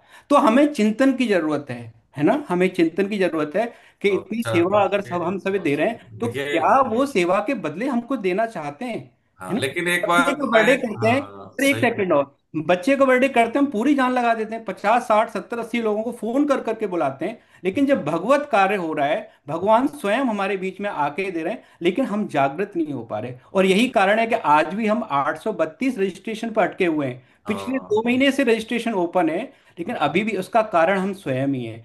हरे हम्म। कृष्णा सर, मेरी अगर शब्दों में नहीं कुछ। नहीं, कोई बात नहीं। आप देखिए, छोटे भाई हैं, और ये जो बैठे हैं हमारे सभी हमारे आदरणीय जन है, ऐसा नहीं है। इनका मौन आशीर्वाद भारती जी को मिला है। और ये बात ठीक है कि जब कोई बच्चा अच्छे से निकलता है, अपने में से निकलता है, तो सबके हृदय में खुशी होती है। हम सबके तो हृदय में वैसा ही भाव है। और आप सुने न सुने, आपको कहने की में जरूरत नहीं है, क्योंकि हम जब जानते हैं कि आप बेहतरी करोगे। लेकिन हाँ, हम सब लोग आपके साथ हैं। मेरा यह पूरा विश्वास है, हृदय से विश्वास है, और लोग आएंगे भी। हाँ, ये है कि अभी हमारी जो थोड़ी स्थिति कैसी है, बहुत दयनीय है। अब जैसे हर शहर में इतनी बड़ी सेमिनार होगी, साल में 3 बार होगी या 2 बार भी होगी, तो क्या है कि लोगों को पता लगेगा, है ना, लोगों को पता लगेगा, सोचने का नजरिया बदलेगा। भीड़ है अभी, हम अभी क्या है, हम भीड़ है, 140 जो करोड़ है वो भीड़ है। अभी वो नागरिक सेंस वाला नहीं है। जैसे ही सेंस वाला नागरिक हो, तो भीड़ से फिर क्या हो जाएगा कि एक वो कंटेंट हो जाएगा, किसका, एक हाथी, एक धरोहर बन जाएगा समाज का। तो उसके लिए हम काम कर रहे हैं, और इतना बड़ा प्रयास है, और ये ऐसा होना चाहिए, और हर शहर में होना चाहिए प्रभु जी। मैंने तो वचन ले लिया है आपसे सीख के कि मैं तो करूंगा, चाहे 500 का ही करूं, लेकिन 100 200 में नहीं अटकूंगा, 500 का करेंगे, फिर 700 का, 800 का, 1000 का, ऐसे ही करते रहेंगे। ये करना ही है। ठीक है, ऐसे ही हम जिस जिस शहर में, कोई बैठा है कोटा में, कोटा में करें, जयपुर में, जयपुर में करें, कोई मान लीजिए कटक में, मैडम अन्नपूर्णा जी कटक में करे, कोई भुवनेश्वर में, भुवनेश्वर में करे, कलकत्ता में, कलकत्ता में करे, देहरादून में, देहरादून। तो इसे करके क्या होगा, और सोशल मीडिया का उपयोग करेंगे, जैसे भी भारती जी ने बताया, तो बहुत कम समय में अधिकतम परिणाम आएंगे। ठीक है सर। तो मुकेश जी, आप परेशान न रहिए। हम सबका मौन स्वीकृति है, और मौन आशीर्वाद भी, और बिल्कुल पुण्य भी इस काम में हमारे लग जाए। हम बिल्कुल भगवान के आश्रम में ये वचन भी देते हैं। ठीक है, हम सर, सब। एक छोटी सी बात और बोलना चाहूंगी कि हमारा जो आयोजन समिति है उसमें लगभग 20 से 25 लोग जुड़े हुए हैं। तो ये किसी एक का वो नहीं है, ये एक सामूहिक संकल्प है जिसमें बहुत लोग जुड़े हैं, और सर बहुत हाँ, लोगों का इसमें आहुति आ रही है। और मैं एक छोटा बहुत। सा आपके बारे में बताना चाहूंगी सर। मैंने एक बार आपको फोन किया और उसमें एक कुछ ही समय में आपकी जो मदद आई सर, एक इतने बड़ा इन्फ्लुएंसर कैलाश खेर जी, आप सभी जानते होंगे वो कितने जानी मानी हस्ती हैं। और सर की मदद से हमें उनसे भी गीता परिचय अभियान और सम्मेलन के बारे में एक छोटी सी रील रिकॉर्ड करके मिली है, जो हम वेट कर रहे हैं। हम गीता जयंती यानी कि 1 दिसंबर को उसको चारों सोशल मीडिया चैनल्स पे लॉन्च करेंगे। तो हमारा ये सम्मेलन लाखों लोगों तक पहुंचेगा। इसलिए बार बार निवेदन है कि आप सोशल मीडिया चैनल से जुड़ें। और बहुत लोगों ने शायद, कुछ लोगों की सामने आ रही है, कुछ लोगों की पीछे से सहयोग आ रहा है, लेकिन सहयोग इस समय हमारे साथ सैकड़ों लोगों का है। पूरे 120 आचार्य इसके साथ जुड़े हुए हैं। और उनके जुड़ते ही हमारी जो गति है रजिस्ट्रेशन की, लगभग दिन की 40 से 50 से हो गई थी। और आप 50 लोग यहाँ जुड़े हैं, अगर आप 4 से 5 भी लाके देंगे, हमारे बहुत 200 से 250 नए रजिस्ट्रेशन अपने आप ही हो जाएंगे। बहुत तो मैं बढ़िया। एक सिर्फ निवेदन करना चाह रही थी, कुछ लोग दिखते हैं कुछ दिखते नहीं हैं, लेकिन सहयोग बहुतों का है इसमें। बहुत बढ़िया, बहुत सुंदर। उदय वरुणिका जी हैं, अपर्णा जी हैं लखनऊ में, और एक ग्रुप ठीक। में सब शेयर करती रहती हैं बच्चियां। और गीता की आचार्य भी बहुत ही ये एफिशिएंट हैं दोनों। और कोई सहयोग हमारे लायक है तो जरूर बताते रहिए। जी। कोशिश तो मैं करता रहता हूँ, कितना सफल होता हूँ मुझे नहीं पता है, लेकिन हाँ जरूर बोलता हूँ, इफेक्टिवली बोलता हूँ, पूरी सेवा की भाव से बोलता हूँ। और देखता हूँ मैं भी समय निकाल के आने की पूरे प्रयास रहेंगे आपके सेमिनार में। ठीक है, अगले हफ्ते फिर हमारे यहाँ लखनऊ में 27 28 दिसंबर को, तो उसका भी है गीता जयंती, हम भी यहाँ लखनऊ में बना रहे हैं, यहाँ पे 1 दिसंबर को। और एक बात ये थी बता दें, पहले हम लोग खर्चा करते थे, अब लोग वही खर्चा करते हैं, साधक कुछ कुछ इकट्ठा करके। तो इससे क्या होता है कि उनको एक कमिटमेंट मिलता है, और लोग जिम्मेदारी समझ के आते हैं। तो जेब से पैसा निकलना चाहे थोड़ा ही निकले, तो व्यक्ति में क्या है कि वो आता है, दूसरों को लेके भी आता है, उसको मंच मिलता है कुछ एक्ट करने का, अपने आप को व्यक्त करने का। तो ये भी एक तरीका है आगे बढ़ने का, कि धीरे धीरे वो व्यक्ति अपना परफॉर्म करे और लोगों को जोड़े, और अपनी अहमियत समझे। यही है। बहुत बहुत धन्यवाद, प्रणाम आप सबको। ठीक है, किसी का कोई प्रश्न तो नहीं है, किसी का कोई हो तो बताए, हैंड रेज कर दे, नहीं तो हम आगे बढ़े। ठीक है।